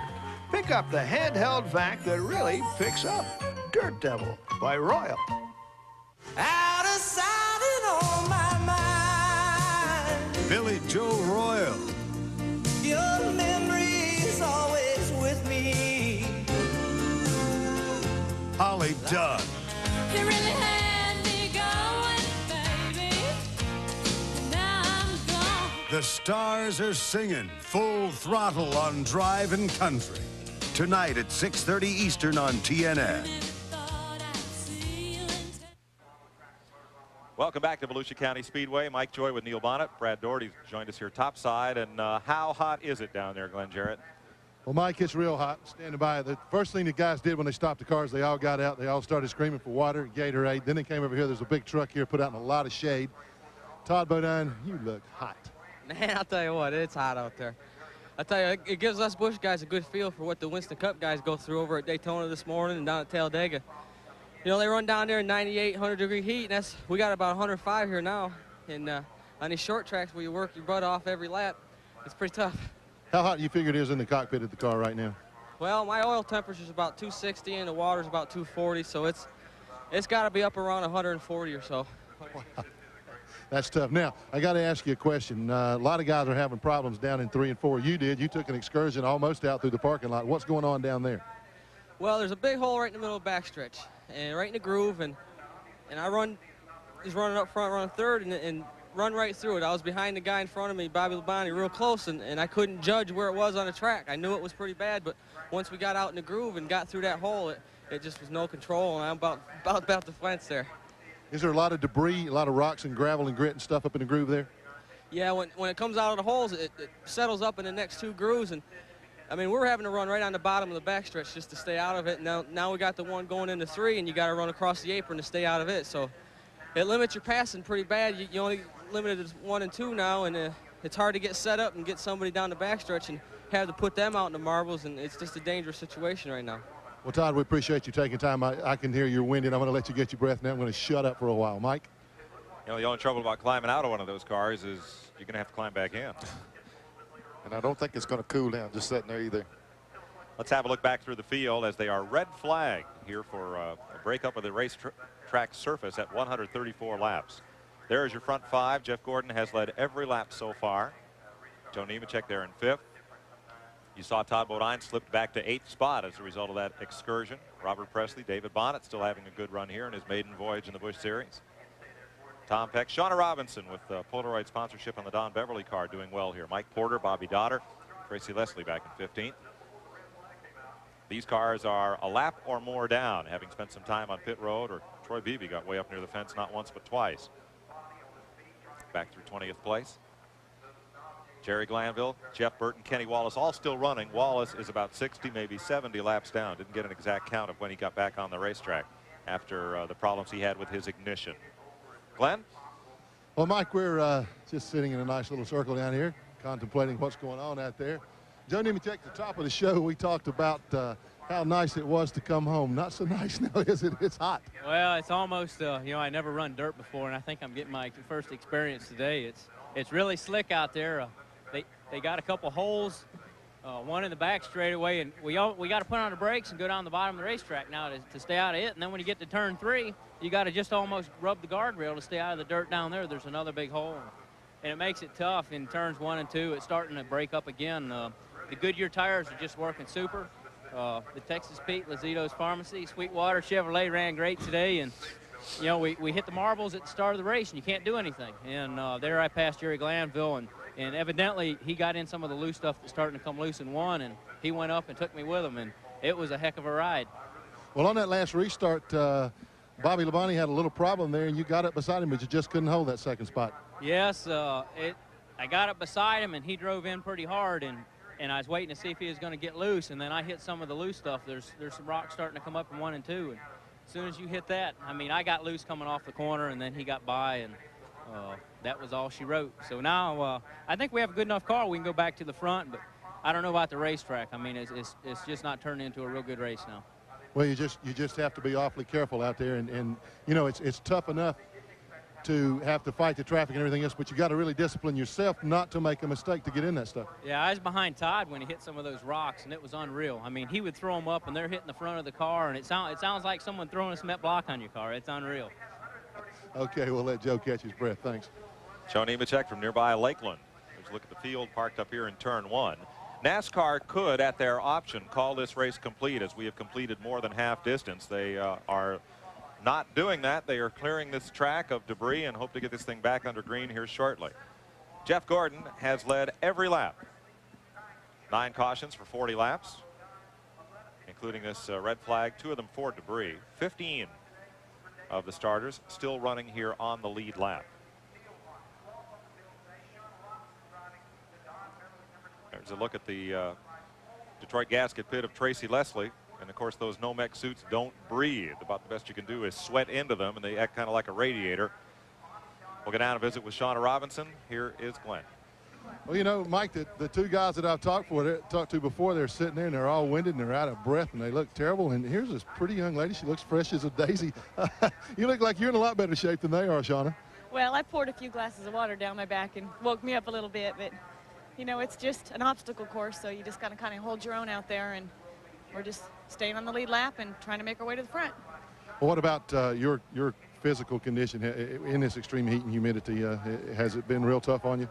Well, I haven't really wore out, just the heat gets to you. And as long as in the cautions, I just let the water run down me, and it pretty much revives you again to go start again. So it's not been too bad, not as bad as I thought it was going to be. Well, also, you haven't been running as many races as you used to running, and so also your stamina is probably not still up to what you'd like for it to be. Yeah, that's it exactly. It's the consistency, and when you're not running a full season, you have that lack, and that's something to where just imagine how good I'll be when I have a full season and get all that experience. Well, guys, I got to leave her alone right now. The guy that fixes her hair wants to mess with her a bit. So, see you later. Glenn, I've got a line there, but it's too early in the show. Let's take a look at how the point standings would fare. Should this race be called complete right at this moment, Kenny Wallace would hold on to the point lead, but look how it would shrink. Joe Nemechek would climb right out there to within 28 points of Kenny Wallace. Bobby Labonte just 20 points back of Nemechek. Jeff Gordon, were he to win this race, would climb up within 16 of Labonte, and Robert Presley would be right there as well. And those front 5 would be separated by just 91 points. It'd be a horse race again. Let's go back to Glenn with the man who's running second in this race right now. Well, this is Bobby Labonte, and seated to his left, we'll get to him in a moment, is the leader, Jeff Gordon. These are tough guys. All those other guys over there in the shade, man, they're pouring water. These guys sitting right out here in the sun. They're getting more rays. Tough out there, isn't it, Bobby? Yeah, trying to get a little tan on my neck here. It's a little hot out there, but, you know, it's worse under yellow when we ride around. But unfortunately, we've had yellows and this red here because the racetrack was coming up a little bit. But, you know, hopefully they'll get something worked out or do something where it'll be under a safe condition and we can finish this race or do whatever it takes and try to get the Slim Jim Chevrolet going or sit like we are now. Well, it looked like there earlier on in the race, Jeff was able to get away from you a little bit there, but the last 2 restarts, you closed up on him quite a bit and were able to run right with him. Were you holding back a little? Well, no, I just tried a different line, and that's helping out a little bit. And right now I can stay kind of consistent, you know, but that's about all. So if we do go back to green, we got some laps left, and we can stay that same line and go from there. Well, put you on the spot just a little bit here now. We saw in that last restart you had a little bit of a problem there letting Nemechek get up with you. What happened? Well, I just didn't get to go. I spun the tires there. There's so much junk on the tires. You know, all that asphalt back on the backstretch and dirt along with it. It just spun the tires, and I just didn't go. He got up underneath me, and I pinched him down there 3 and got my position back. So I was thankful of that because I didn't want to get hung up on the outside, especially in the rut out there. But I think we can do a little bit better next time. Well, we were real thankful, too, because we were standing in your pit getting ready to talk to your dad, and he is somewhat excitable, and he takes a real avid interest in what's going on out there. And so when you took off there and Joe got up and said, boy, he jumped up, I thought, uh-oh, we may not want to talk to him now. Well, we're serious about this, and we definitely want to get back down and try to race Jeff for a win here. And if we get going back again, we'll just see what we have for him. I can't speak too loud because he's right here, so we'll take it one step at a time. Okay, Bobby, thanks. Good luck to you. Mike? Thanks, Glenn. Last year, Bobby Labonte at this point in the season led the Busch Grand National point standings by 73 points. Right now, he trails by 124 and is in 3rd place. NASCAR's Busch Series officials having a conference down there in Turn 1. They were joined a moment ago by a couple of the drivers talking about the race surface and whether or not they can get this back into a raceable condition here. We've completed 134 laps, 66 to go in the X-1R Firecracker 200. Mike, there's a lot of things got to enter into this. You know, with safety is the first thing. You know, you want to have a good race and all, and the fans came out for it, but you got to have it where it's safe enough. When these cars running off in the corner, having to straddle these ditches, and one guy get a little bit over out of the line, and he's going for a ride. So I'm sure NASCAR is looking at the safety side of it. And you saw yourself, Les Richter is here. He came in from the Daytona track a while ago, and he'll probably be involved with the same with Robert Black, and they'll probably talk it over and see what they can decide to do about it. Well, let's go back down and visit with a driver who came last year to the midpoint of the season in 10th in the points. Right now, he finds himself 5th and with a couple of victories. Glenn? A couple of victories and well on his way to another one here today. He's led every lap so far. That Baby Ruth Ford looks like it's really working well. It really is. It's a shame to see the track come apart because the car was working so well before that happened. And you know, right now it's almost impossible to pass anybody unless they get out of the groove or hit some of those rocks that are out there. But I tell you, the guys put a really good car underneath me, and I'm just trying to drive it nice and straight and be easy. Right now, you know, what happens is you get into a rhythm, and it takes a little while to get into a rhythm. Plus, all the stuff on the tires, it takes a while to get all that brushed off. But, you know, it takes about 10 laps for you to get comfortable again, and it's hard to do that right now. Well, you look like you've been comfortable so far. We have word now that you're going to get to go back to the car here pretty soon, so we're going to let you cool off just a little bit more, and best of luck to you. Jeff Gordon, who's led every lap here. 134 laps complete. Jeff Gordon leads Bobby Labonte, Steve Grissom, Ricky Craven, and Joe Nemechek. Last year, Davey Allison added something new to his car. It wasn't wider tires or a slicker shape.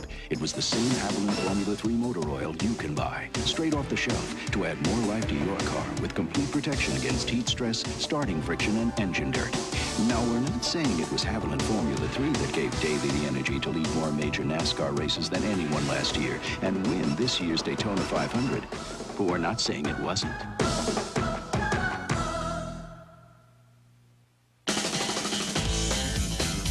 This is Miller time.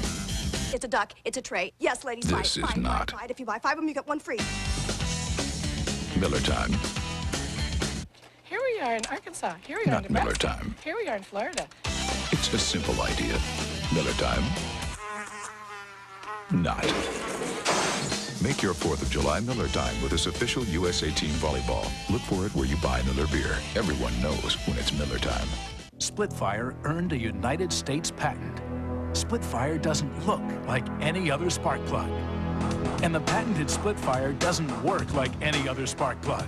5 extra horsepower by merely installing these plugs. Quicker in the quarter mile, a 4.8% gain in mileage. There's nothing like a split fire.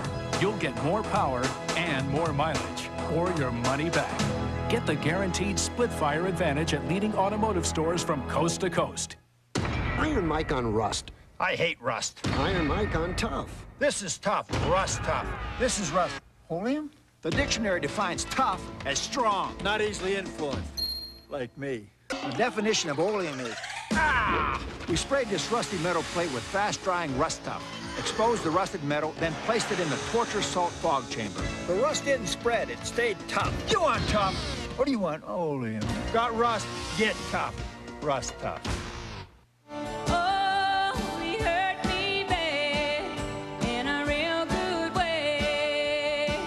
Patty Loveless, in concert doing songs from her newest album, on stage Wednesday on TNN. Al, our special guest is Ricky Skaggs. Hi, Katie. Hey, Al. Ricky, I have a question for you. Okay.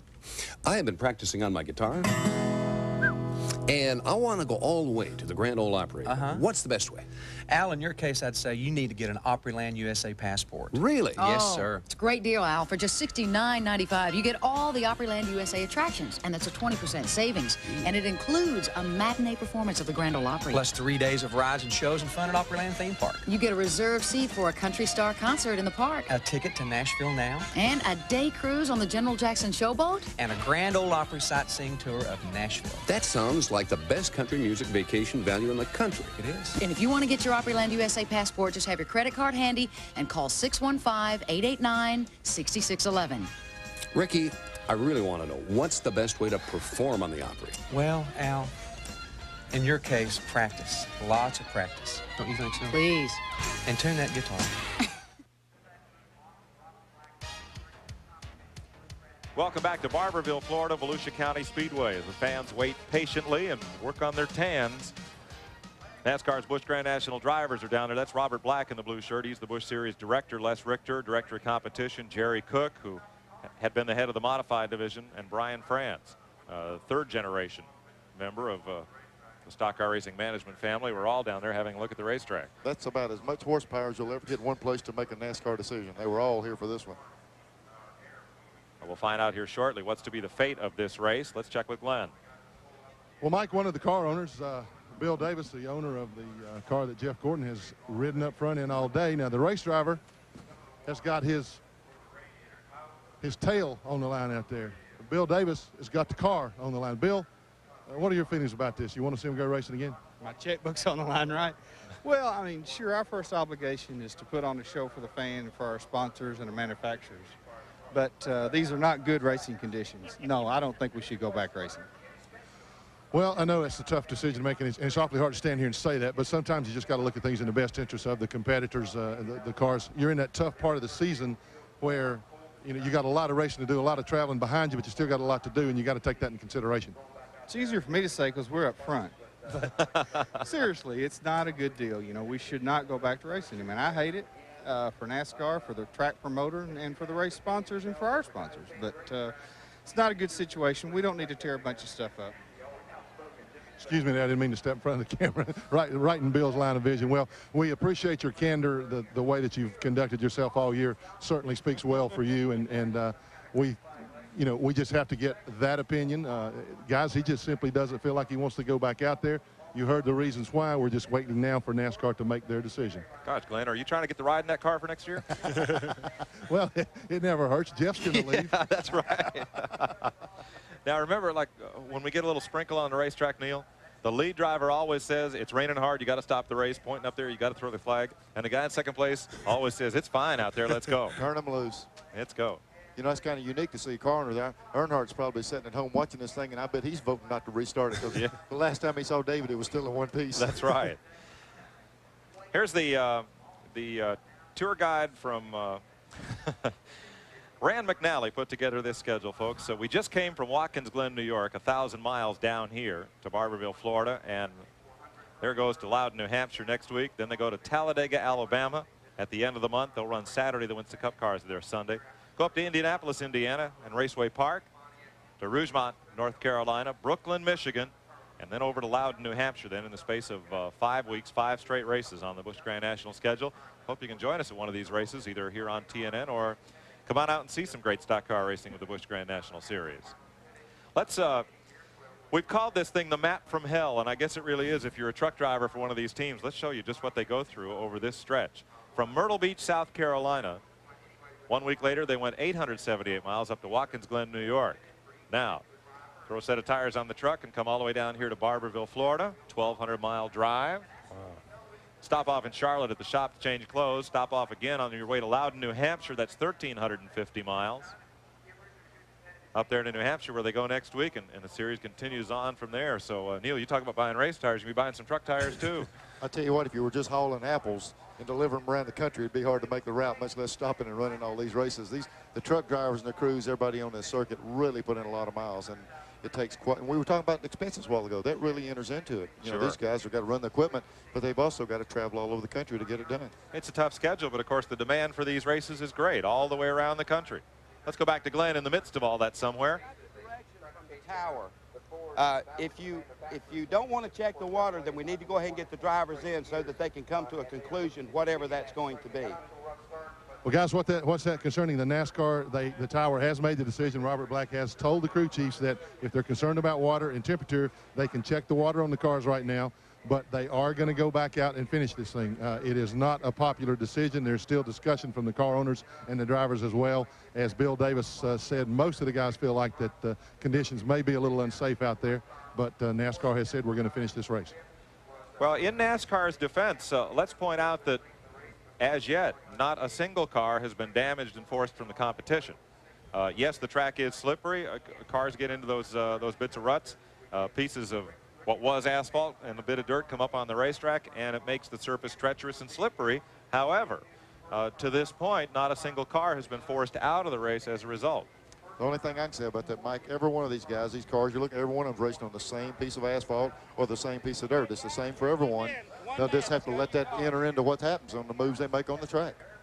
See Chuck Bound already in his car, and we get ready to go here and put the drivers back in the car with 66 laps to go. All right, they've ordered them back to the cars now. Ordered? That sounds like an order. No volunteers. No volunteers. and I think the heat of the day has something to do with it too. Is, you know, we said half jokingly, you climb out of one of these things in a full sweat, probably the last thing you want to do is climb back in. You know, Mike, one thing that was really interesting while all these guys were over here cooling off, Chuck Bound got out of his car, went over, got a drink of water, and then he went back and sat down in his car this entire time. He's the only guy that's been there, but he sat in that hot race car the whole time. So maybe he didn't want to cool off too much. It might, you know, might cause some problems for the guys that cooled off too much to go back to that extreme heat. So a little different strategy for Chuck there. But Glenn, I'll tell you, we do that with the sports cars. We run an open cockpit car, and whether if it's heat or if it's rain, they throw me in that thing about 45 minutes before the race starts, so I can either get good and wet and cold if it's raining, or good and hot, work up a sweat, so that when the race starts, you don't even think about it anymore. You're just ready to go. So I think he's got a good strategy there. We'll see how it pays off. 66 laps to go as the drivers climb back aboard here at Volusia County Speedway. We'll be right back.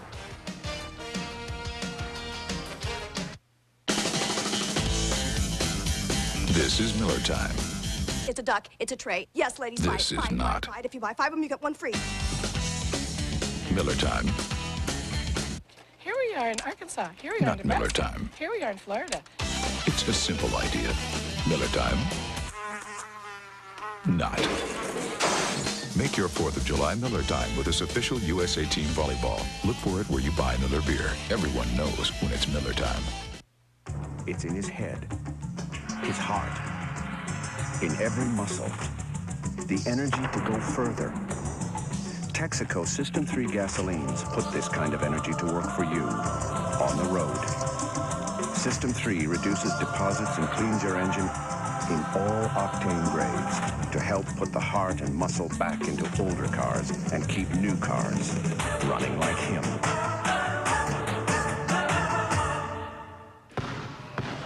It was 8 o'clock in there, right? Yeah. My truck wouldn't start. And the lights worked, but the engine wouldn't turn over. So I figured it must be the starter, right? Well, I went to AutoZone. They said, let's test it. Turns out it was okay. So we tested my battery and found that it just didn't have enough juice to crank it. Now get this.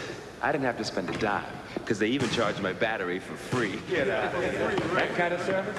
Hey, you just can't beat it.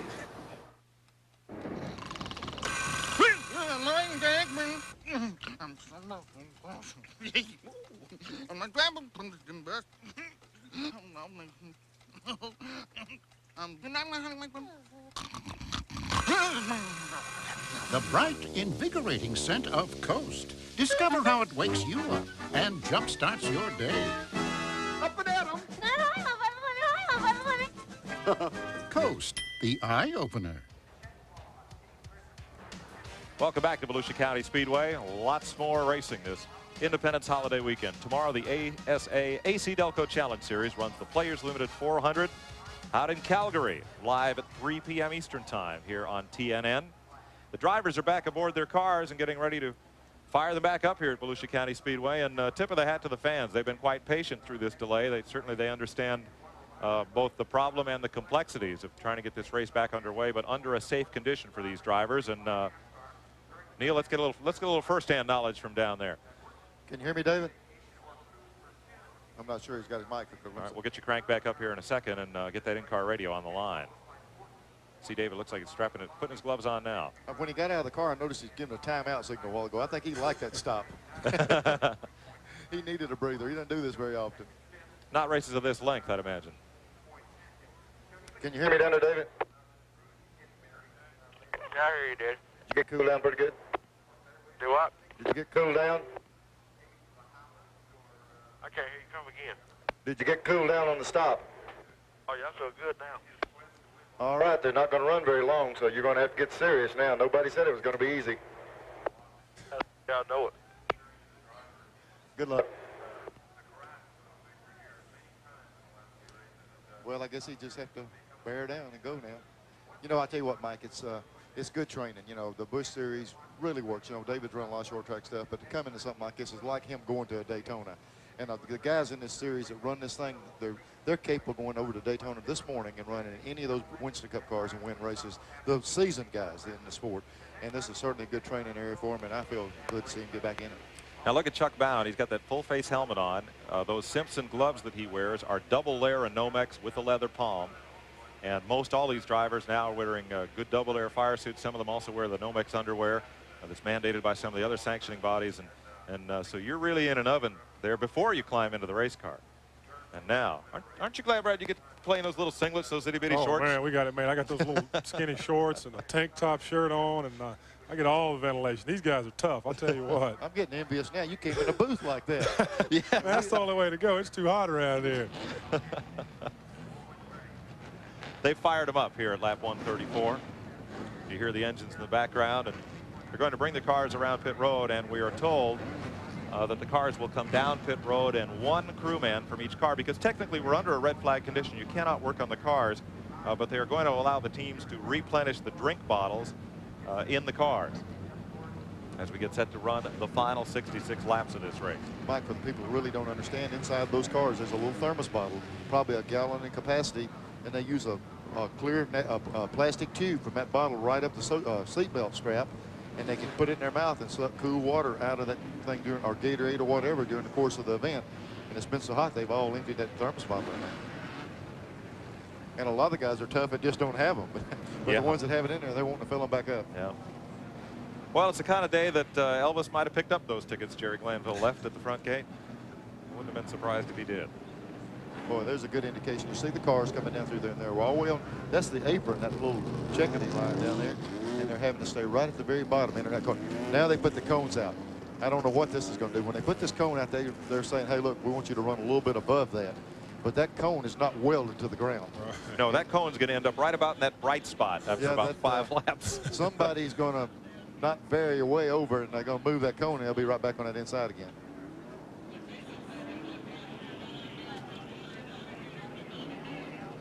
Cars that come around this time on the racetrack. The pit road is closed. I was trying to see if they're counting the laps. Surely Yes. they will be. Yes, they are.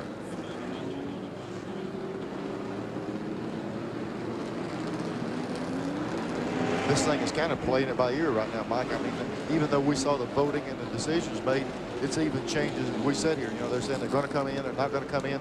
They're going to have to make up their mind. Some of the guys don't want to pit, don't want to come in the track. So, well, if you pit now, you give up track position, and who knows how many laps we may get to run here.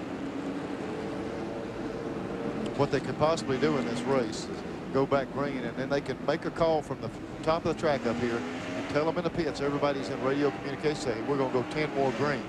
So it just won't be cold turkey. Hey, this guys, this thing's over. They'll probably give them a notice if they do shorten the event. And I'll tell you, NASCAR is real good. If they see that the condition on the track is unsafe to the point where the cars and the drivers are in jeopardy, they won't hesitate to red flag the race. No, but the point was also brought up that these people in these grandstands right here, a lot of them started at 6 o'clock this morning. I passed a bunch of them going to the big track. They watched that race. They came over here, and they want to see the race run. So I feel like they're going to give it every effort they can to get as many laps in as possible for the fans. There's Jeff Gordon, who has led every lap of this race in the Baby Ruth Ford. He's been twice to victory lane this season. Bobby Labonte in second, Steve Grissom, the blue car, in third, Ricky Craven in fourth. There's Bobby Donner. They are going to come down pit road this time. I see the NASCAR officials opening pit road up with a flag, and also they're going to be there to police what happens to each car. They've got a lot of officials, and they're going to note their way on the right side of pit road. They'll bring the whole field down there and then stop them briefly and allow that service to take place. Nobody will lose their position on the racetrack while this takes place. They'll have to be in a hurry, because the thing that suffers right now is the race car with a motor running. These little V6 cars, most of them don't even have a fan on them. If you do, it's a little small electric fan. So they can't sit there long and let those things idle while they get a drink of water. They're either going to have to cut them off, shut them down, and do what they're going to do, or they're going to get hot sitting there. I didn't see anybody go over. I see one water jug headed for Chuck Bound's car, and Jeff Hensley standing out there. Now you were right there inside the car with Chuck as they bring that field up. Let's check with Glenn. Well, I'm standing by with Clyde McLeod. He's the crew chief on Todd Badine's car, and they asked you guys, they asked the drivers if the cones were raceable. What's Todd saying? Well, Glenn, it's a bad situation, but what are you going to do about it? He just said they need to move the cones closer to the hole so nobody will cut through the hole. But it's better than running down in that hole, because it just drags the stuff all back out there again. And it's just too bad. It ain't really nobody's fault. I guess you can't run here during the day in July. Well, basically, this is a kind of a gentleman's agreement. Okay, nobody goes below these things. You think they'll honor it? Well, most of them will, but I don't know about people like Jimmy Spencer. They ain't got a damn thing to lose. I don't know if I'd trust him. Oh, geez. I'm not touching that. Nope. Clyde has been to the Felix Sabates charm school, I think. And with that, we better pause for this word. We'll be right back to Volusia County Speedway. Well, I drive a race car for a living. I depend on the parts and pieces in my car. And I feel so confident knowing that Pennzoil is protecting the moving parts inside of my engine. Pennzoil's quality and protection give me the confidence I need to do my job without second thought. The protection that Pennzoil offers this race team makes us feel great. That's why I have the confidence to use it on the street and in my race car. I recommend Pennzoil to everybody. Pennzoil, performance, protection, quality. And it's another day of sub-freezing. It's your boss on the phone. He says, do you still work here or not? I called the airline like you said, and sure, there's a later flight. Tomorrow. When you just can't wait to get started, start with the Champion. Pound for pound, the most powerful automotive battery you can buy. Get your Champion now by calling 1-800-289-4627 for a dealer near you. The time has come for the cordless power roller from Wagner. It's so quick and easy, it can cut painting time in half. So get your hands on a real value, because the value of Wagner keeps on rolling. Here's the real beauty of Rust-Oleum protective coatings. A tough barrier against the elements.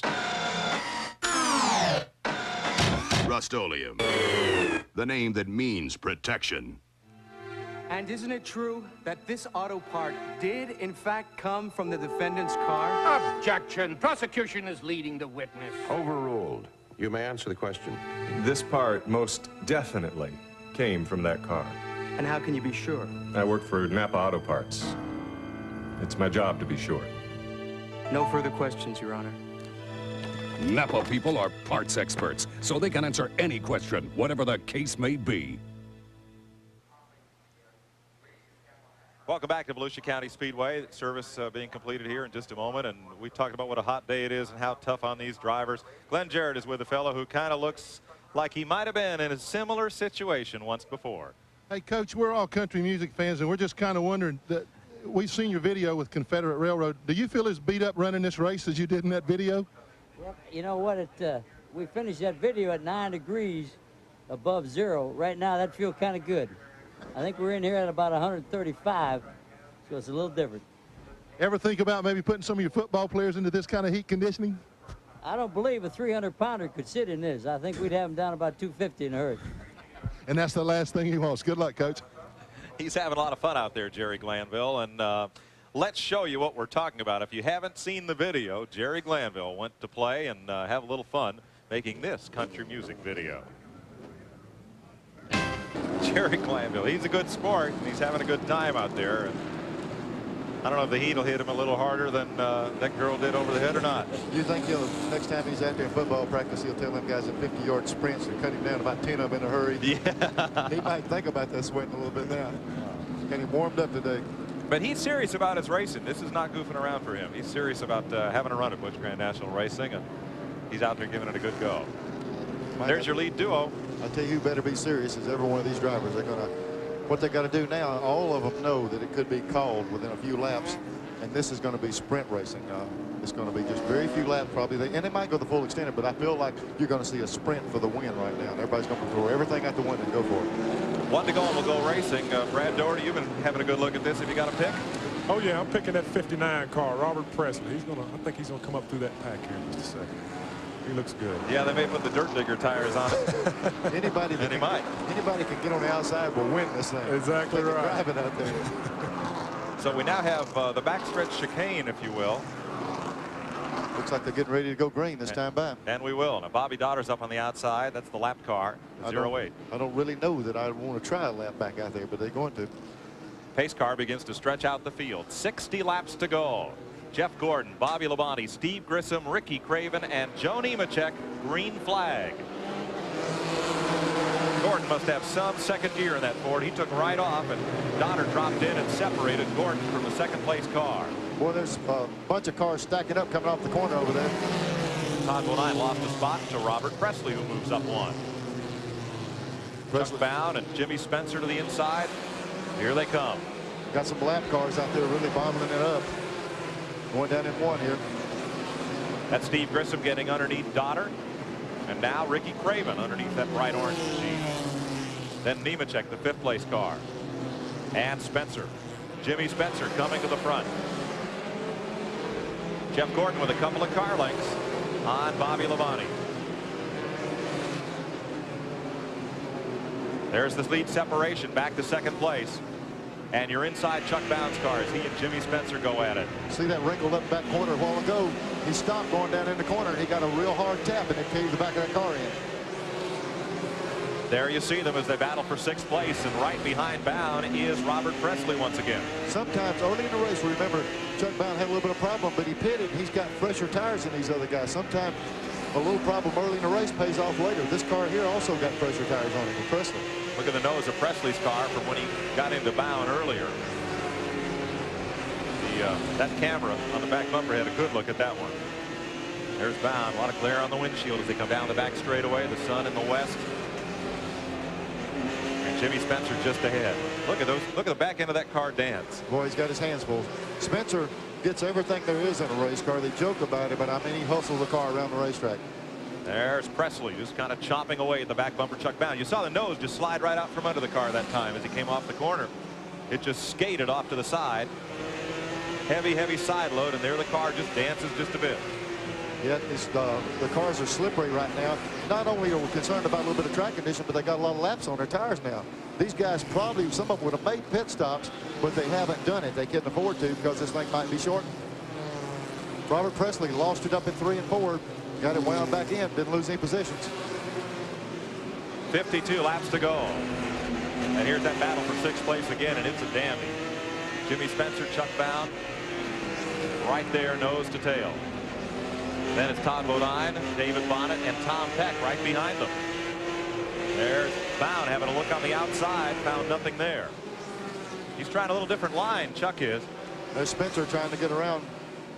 That's Glanville. Yeah, that's Glanville. I couldn't see the car number. Yes, Glanville right there. And Chuck Bound just keeps looking to the outside, looking. You're right, Neil. Look, they're right down on the guardrail. Just as close as there's a car spun over here. Jeff Green, turn 2. Yellow at lap 150. I believe this is the 10th yellow flag of the day. And the second one involving Green. He spun at turn 4 earlier on lap 32. 151 laps in. We might get it in a piece at a time like this. There's down between turns 1 and 2. Yeah, but see the line they're running right there, even on the caution. They can move below that, getting in that corner. These drivers can move around in different areas. They'd like to have that line up there, but they're just kind of running a road course, an obstacle course right now, and it looks like they'll be able to get this thing in. 49 laps left. What I'm kind of surprised not to see more of, Mike, is flat tires, which is a good tribute to the radial tire. It runs a lot harder carcass and the sidewalls and everything, and a lot more bias, a lot more ply in the tire itself. So normally under these conditions you'd expect a lot of flats. We haven't seen that. No, I think I've only seen a couple of cars come on pit road unexpectedly for tires in this race. Every car that started this race is still out there. Kenny Wallace is down 40 laps or more after an ignition problem, but everybody else is still in the running. It's basketball like racing, Brad, in that it looks real easy on television. Oh, yeah, it looks very easy on television. I watch a lot of games sometimes, and I look at it, I say, man, that looks easy. But once you get out there and actually get in the midst of all that stuff, it's a pretty tough time. Yeah, but I got to tell you, we had a basketball game one time down in Daytona Beach right over here, and we challenged a bunch of guys to play a ball game, and it nearly killed all the race car drivers. A couple of times up and down the court's all we could take. Well, it's definitely different, but I tell you what, these race car drivers are great athletes. You've got to be tough. I know why you can do it so good. You're so long-legged, it didn't take you but 4 steps. That's exactly right. You got to cover that ground. 47 laps to go. We'll be right back to Volusia County Speedway here in Florida as Jeff Gordon, Bobby Labonte, Steve Grissom, Ricky Craven, and Joe Nemechek are the front 5.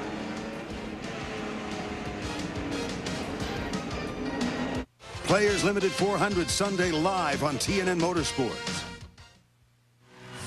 It's T-minus 5 days till Little Texas takes over TNN. Live in concert Thursday night at 10:30 Eastern. This quality adjustable bed costs 50% less than these 3 quality flatbeds. 50% less. Yet Craftmatic offers these advantages over flatbeds. First, it adjusts electrically at the touch of a button, so you can read in bed, watch TV in bed, snack, chat on the phone, do a crossword puzzle, and relax and sleep in wonderful comfort. Plus, if you suffer from low back pain or edema or swelling of the legs, unlike any ordinary flatbed, an adjustable bed may temporarily provide relief. Call toll-free to receive this free adjustable bed catalog by mail.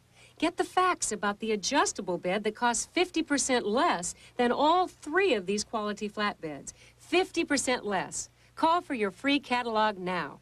Call toll-free 1-800-638-1400. That's 1-800-638-1400. Call toll-free 1-800-638-1400. 45 laps to go. Jeff Gordon in the lead. Bobby Labonte, Steve Grissom, Ricky Craven, and Joe Nemechek. The rest of that top 10 shows Jimmy Spencer in the 6th spot, Chuck Bound, Robert Presley, Todd Bodine, and David Bonnet's held on to a top 10 spot just about all day here, Neil. He's had a good run. Yeah, he's been running away. I noticed just a while ago he got a nose up under a couple of cars and kind of backed out. He's trying to be careful. I told him not to tear that car up, but you got to learn a little bit before you get real aggressive. I'm tickled to death what he's doing. Well, Bob Labonte having a discussion with one of the NASCAR Busch Series officials. 44 laps to go. Doing a little sweep-up work down in turns 1 and 2, that shot we showed you just before we went to break. And just trying to get some of the loose pieces up there. And as you said, Neil, it's the same for everybody. They try to get this surface prepared as best they can, and and try to run the best race they possibly can on it. And the next time this series comes back here, this whole track will be concreted, much as like Bristol, Tennessee, the bottom lane of Martinsville, Virginia. You'd like to race every week on a track that's just smooth as velvet, no bumps, no crazy turns off the corner, no real tight places. But when you roll in and everybody's on the same court, I don't see how there can be anything said about it. I don't think it's gotten out of control. I think the drivers are showing a lot of discipline right now, more so than normal, but they've got to get out of here. We just showed where they're going next week. They got to get out here in one piece and then worry about next week's race. It's a little more sweep up going on. Check with Glenn Jarrett. I know he's down patrolling pit road. Unless he's in one of those air-conditioned haulers, I know he's down there, and just see what the mood is down along the pit lane. I think that was Tony Urey. Yeah. Oh, somebody down in the Neil Bonnet pit. Or tell him. All right. There's Glenn. I'm sorry. Let's.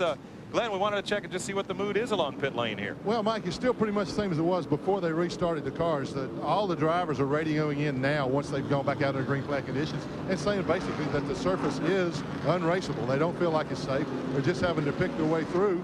And you know, the contention down here is that that's the factor, not really putting on a race. So they want to, you know, they think they should just call this thing. We did get word that NASCAR Series Director Robert Black was going to go down and personally inspect the track in turns 1 and 2, then make a decision from there. So that's the reason for the extended caution flag right now. As we get more information, we'll try to update you. Well, they've been down there doing some sweeping, but it looks like the track crews have now left that area down between turn 1 and 2. There's our Armor All in-car cam.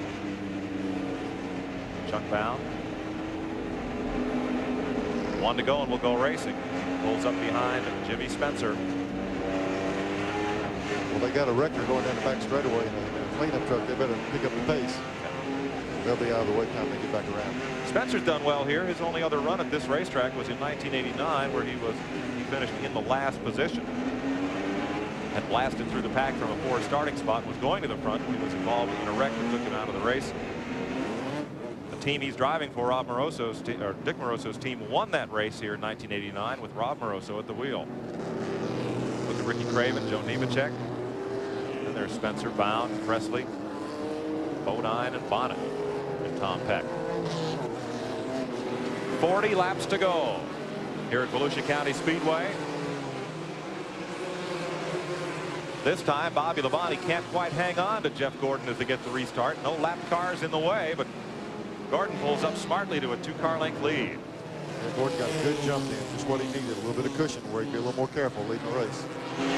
Single file, they come off 4. Back to turn 1, Grissom in 3rd. Ricky Craven in 4th. And this is still a good battle right here for 6th spot. Robert Presley just filling up Chuck Bound's bumper right there. Now look to the inside, and there goes Bound. Lights him up, and Presley sneaks through. Neil Bonnet comes to his feet as David works his way by. And Troy Beebe spun to miss Chuck Bound. Caution flag, lap 162. And Gordon goes for a big slide up there coming out of turn number 4. Here they come to the flag. Grissom came to the flag first. Now that's kind of a That's kind of an honor deal. You're just supposed to, you know, they say you don't race back the flag, but you got to protect the lead. This is going to be interesting to see what they call here. Jeff Gordon went way up high in turn 3 as the caution flag waved, got up in the marbles. Labonte got underneath him, and then Grissom just put his foot down.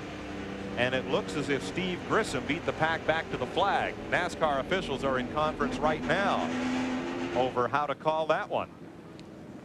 Usually it's a deal where, you know, it's kind of a driver's code. You just kind of stay in line and go back. But they were fighting for the lead, and it's going to be interesting to see how they call this. If Grissom has the lead, we may see some fireworks here at Volusia County. Grissom's pulling back up there. He's getting right up behind the pace car on his own. And Jeff Gordon's not letting him in line. Matter of fact, he took a swat at the right front fender then. They're showing 31 car leading the race on the board. I don't know if that's official. No, the scoreboard is unofficial. Watching Bobby Labonte trailing Jeff Gordon. Steve Grissom is right up there. Now we've seen the car of Jeff Gordon capable of do about anything he wants to do. But if this sticks right here, if the 31 car is leading the race, it's going to be tough for him to get around on this track the way it is. He got way up out of the groove there at turn 3. What happened when the car spun, when Chuck Bound spun, not so much Chuck, but when Troy Beebe spun, there was a lot of stuff on the racetrack. Okay, there they go in that trouble area right there. There okay, goes there's Chuck. 63, Chuck Brown. The rear end broke loose on his car. He's sliding up the racetrack. Presley one under. Bodine one. There goes David outside, and there's another car. And Grissom, while this is going, Grissom stood in the gas right here coming up. We're still okay to that point. Now the track's still okay. Here it is as Chuck Bound saw it. Here they go, coming up the back straightaway. Saw the back bumper again. Bumper cam. There he's spinning, back in broke loose. Here getting in the gas.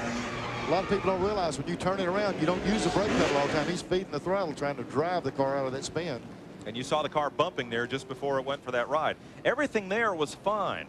Then Troy Beebe spun going into turn number 3. And when the leader came around to the caution flag, because Beebe's car was still stopped there, Jeff Gordon got way up in the loose stuff. And they do have Grissom up front now with Labonte and Gordon in 3rd place. Glenn Jarrett? Well, I'm standing with Bill Davis to add insult to injury now, Bill. They put you back in 3rd. Well, it's a tough deal. I mean, that's what happens. You know, he got up in the loose stuff, and they had not taken the yellow. They were running back to it, and we ended up 3rd. Can he get back up front? Well, I don't know. It's just so impossible to pass, you know. I mean, I feel like we've got the superior car, but it's going to be awful hard to pass. Boy, that's tough to lead this thing like that, then have that happen. And like he says, have the best car, but nothing he can do about it. Just when you thought you'd seen everything, we are going back to green. Steve Grissom is the race leader.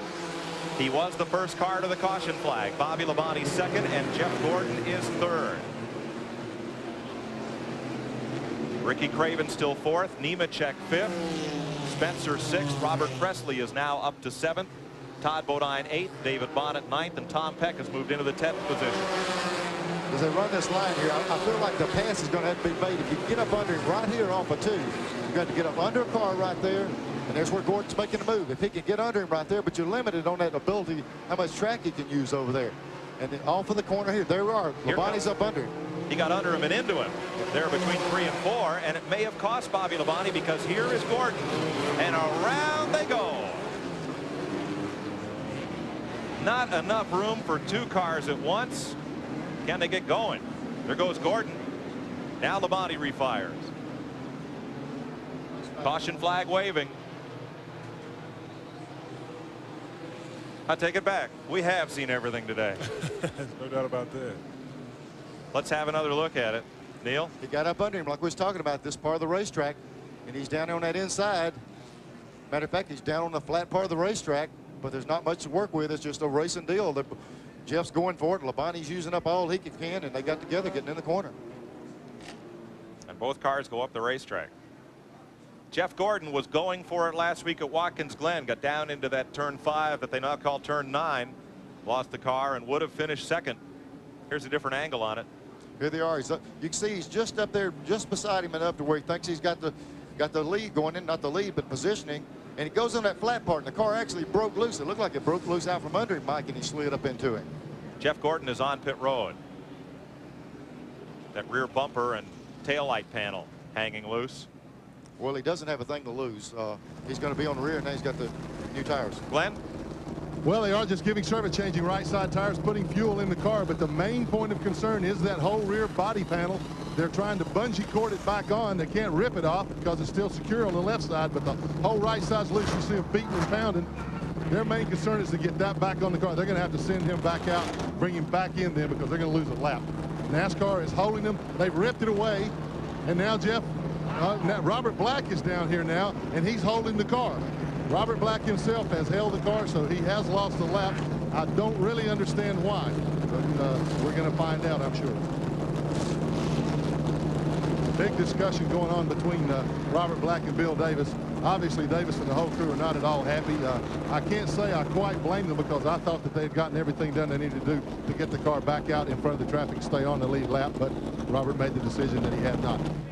How many times this year has Jeff Gordon had the fastest car in the race taken off from the pole like a rocket and come to some kind of misfortune? He is now watching the field go by a 2nd time and will be 2 laps down.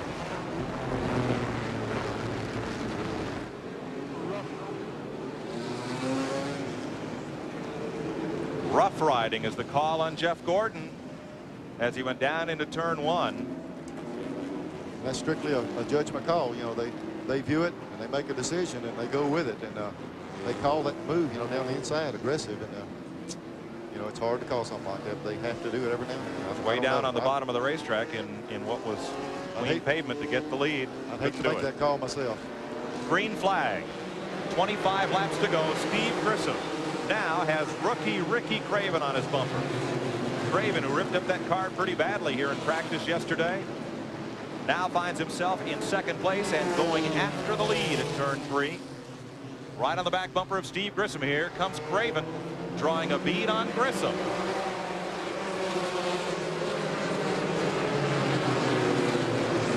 Craven is underneath at turn 2. Grissom just able to hold them off.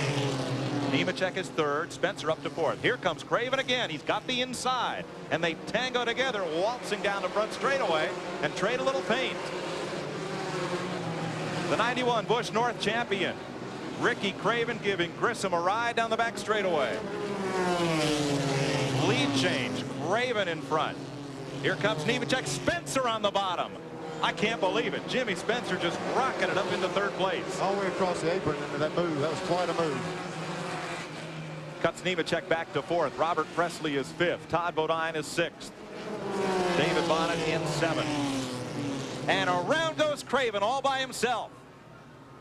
Racing back to the flag, it'll be Grissom.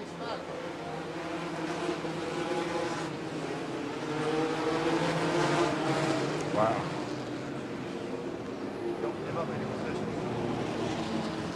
I'm near speechless. I tell you, it's hard to say what's going to happen next. I just can't imagine. Ricky Craven leading this race, looking for his first Busch Series win. What a feat that would be for a rookie. Got down there and into something, and around he went. No contact apparent. Here's a look. No, I got in the lead there, Mike. He went in there and just lost it on that particular part of the track. There was Spencer already making a move on the 31 car on the inside. Nice job they did of avoiding Craven. Ooh, Bobby Dotter came close. The rest of the field goes by. Craven still on the lead lap and still a good run for him. 180 laps, 20 to go.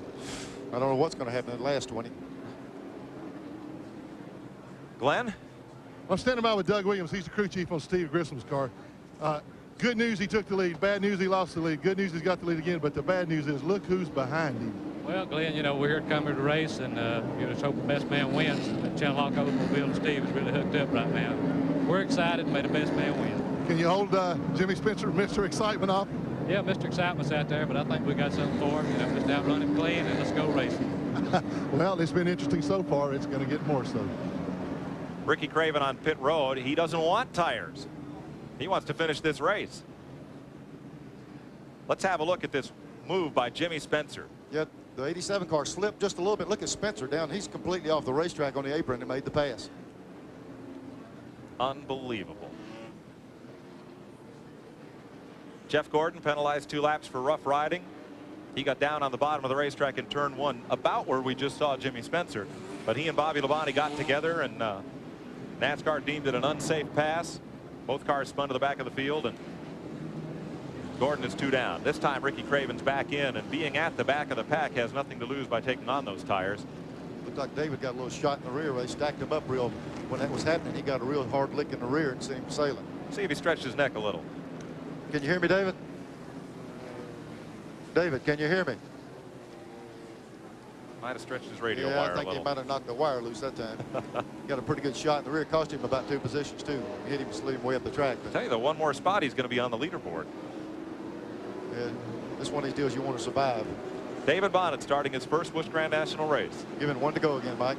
As a proud dad up here looking on nervously. Yes, nervously. Nervous, nervous, nervous.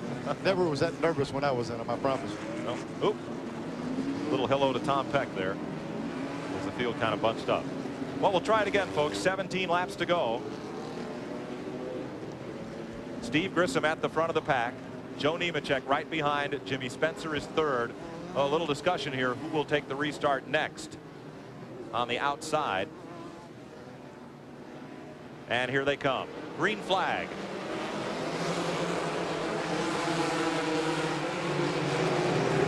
Jeff Gordon trying to get back one of his 2 laps against Steve Grissom, but the starter is reaching for the black flag.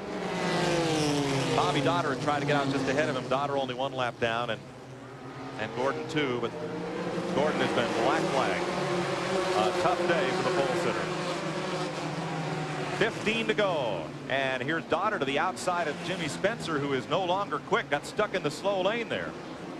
And Craven, Mike Porter go loose up in turn 2, and the caution flag is out. Back to the line they come with 14 laps to go. These restarts are really rough on these guys. It takes them a while to get sorted out. And I tell you, they're banging them up these last few laps. Here we go down in the first turn. Oh, the 27 car spun right in the groove, and everybody had to go up around it. Got that real loose stuff. Boy, he's lucky nobody hit him sitting right in the middle of the track. Ward Burton back running again in the Gwaltney's car. And Jeff Gordon comes to pit road for the penalty stop. They'll put him tail end of the field.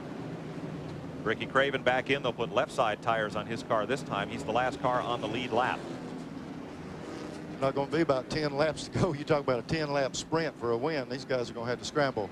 Glenn? Mike, they wanted to bring him in the last caution period. Like you said, he's the last car on the lead lap, putting fresh tires on it. They didn't have a position to lose on the racetrack. Going to go right back in the same position. So might be a little bit of an advantage for him, some of those guys with worn tires. So he's just going to give it all he's got. You saw the blue on the front of that car. That car is painted purple. All that blue, and there's a sea of it on Craven's car, is duct tape. I'll tell you something that showed up on that last time off that corner. The 08 car, Bobby Dotter, he moved outside. Everybody's tiptoeing through that corner so much, he moved 2 lanes out past 4 cars coming off the second turn. So somebody might have saw that thing. I'm not so sure a good race car might be able to move to that outside and pass some cars coming off the corner. Did you tell David about it? No, I'm not going to mention it. I mean, he'll be knocking the fence down. Okay. I think I'll let that be a secret. Coaching only goes so far here, right? 12 laps to go.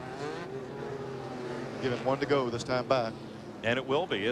Here we are Saturday night. There'll be a Saturday night short track shootout. For 11, it'll be 10 laps when they come back. 10 laps to go next time by, and they'll take the green flag. Steve Grissom beat Jeff Gordon back to the caution flag and has since held off the rest of the pack. Now here's Gordon and Dotter again trying to work out who's going to restart on the outside next to Grissom. And if they keep that up right there, they both will get black flag. They got it sorted out. They got to let Grissom get up there beside it. Now if they don't run over the pace car, we'll be all set. Here they come. 10 laps to go. Who will win it here at Volusia County? Nemechek can't get through the lap cars. Grissom is out there all by himself. With Gordon and Dotter right behind, Nemechek's going to really have to run hard to get a chance to challenge Steve Grissom here. Nemechek second, Spencer in third, Robert Presley in fourth. Todd Bonine's raced his way back up to fifth. Sixth is Tom Peck. Seventh, now Chuck Bound. That's a big cushion for Grissom. Nemechek has cleared Dotter. And here comes Spencer to the inside of Nemechek. They trade paint, but straighten out. I kind of felt like this was coming. Spencer's the guy. He's not going to be content to sit there. He's going to make a run on him. And here's Brad's pick coming to the front. Robert Presley right there behind. Gordon trying to get a lap back from Steve Grissom. Clearly he has the fastest car here, but he is now 2 laps down with 7 to go.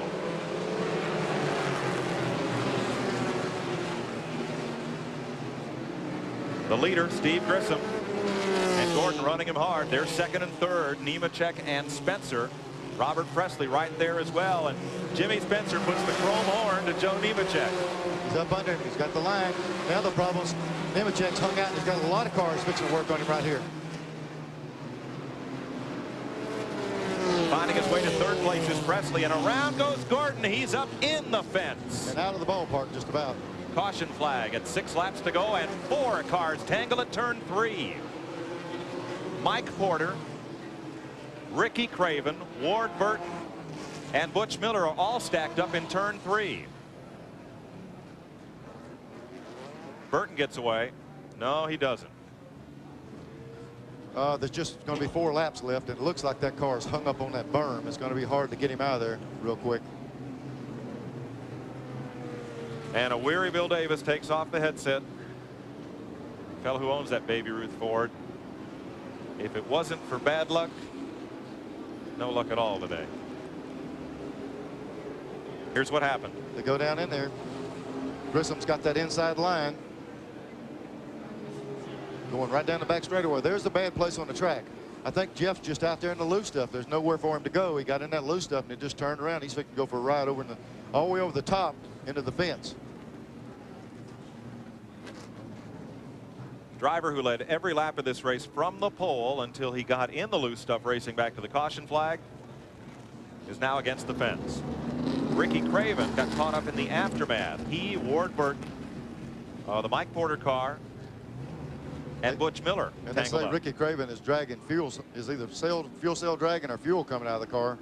There's Jeff Gordon. He's okay. Well, he is okay. He's not pleased.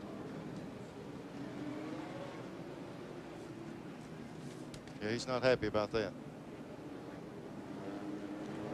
Craven trying to get back out there. Yeah, they totally destroyed that car and practiced just about the place where Jeff Gordon's sitting right now and got it back together. And had a good run going, and now they're having a lot of trouble. Not sure if he might have lost a lap in that incident up there in the back straightaway.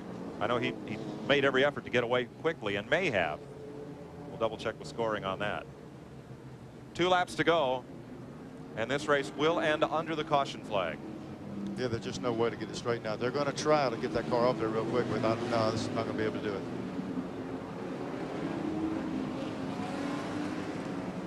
The fortunes of war. For the Miller Pit Crew of the Race Award, let's go to Glenn Jarrett. Well, this is Doug Williams, crew chief on Steve Grissom's car. It looks like you're in for your first victory of the year. Regardless, we're awarding you with the Miller Genuine Draft Pit Crew Award for the race. Congratulations. It looks like victory's imminent. Glenn, we really appreciate this, the whole crew. And first thing we'll do is thank God and helping us. It's a very emotional day for us. We just want to thank everybody. We'll be back and pull it for us. We'll be home soon. Okay, he's very emotional about it. First victory since he has become crew chief. Mike? Here is Steve Grissom coming around turn number 4 behind the safety car, which is the only car here that is not badly banged up. 1 to go. Jimmy Spencer, what a ride he put on in this race. What a drive to come up to 2nd spot. And Brad Doherty, Robert Presley brought that thing all the way to 3rd spot and looked like he was coming for more. Yeah, he did a really good job to get that car up front, and you know, it's a shame to see Jeff Gordon have such a tough time today, but he was fast all day, and it was a very good race today. There's a look at Grissom's car. You go home with that one like that and say, boy, I won the race. And so what does 2nd place look like? Yeah. That's right. As the wrecker hauls Jeff Gordon's Ford to the garage area, Steve Grissom will pass by on his way to the checkered flag. And first victory of the season for Steve Grissom will come today in the X-1R Firecracker 200. It'll be Grissom in victory lane. Last year here he finished 9th, 4th in 1990 and 18th in the first race here. As a disconsolate Jeff Gordon makes his way back to the transporter. Robert Presley comes up to wave congratulations, and we'll be in victory lane with Steve Grissom when we return to Volusia County Speedway in Barberville, Florida, right after these messages. Texaco, official sponsor of the 1992 U.S. Olympic team. And by cold filtered Miller Genuine Draft and Miller Genuine Draft Light, taking the country by storm. Steve Grissom has just earned his 6th career Busch Grand National victory. Glenn Jarrett. Getting a big drink of cool water there. Victory does not always go necessarily to the absolute fastest car. What a great move you made racing back to the line. Well, I tell you, we've dropped off into 3 there, and I don't think anybody saw the car sitting there, and they all, Jeff got up, got in the loose stuff, and Bobby got up there a little bit, and I said, man, that's an opportunity, and just dove low, and we got sideways off of 4 there coming back to the stripe, but all in all, that's the move that won the race. You know, like I said, we didn't have the fastest car, and, you know, finishing under caution and all, but I tell you, we'll take a win however we can get it. Well, you got it, and congratulations. Mike? Well, today, 16 caution flags. That's 6th on the all-time list for this series. 78 caution laps, 9th on the all-time list. Hope you've enjoyed our coverage from Volusia County Speedway in Barberville, Florida. Steve Grissom. For Neil Bonnet and Glenn Jarrett, I'm Mike Joyce. So long from Barberville, Florida.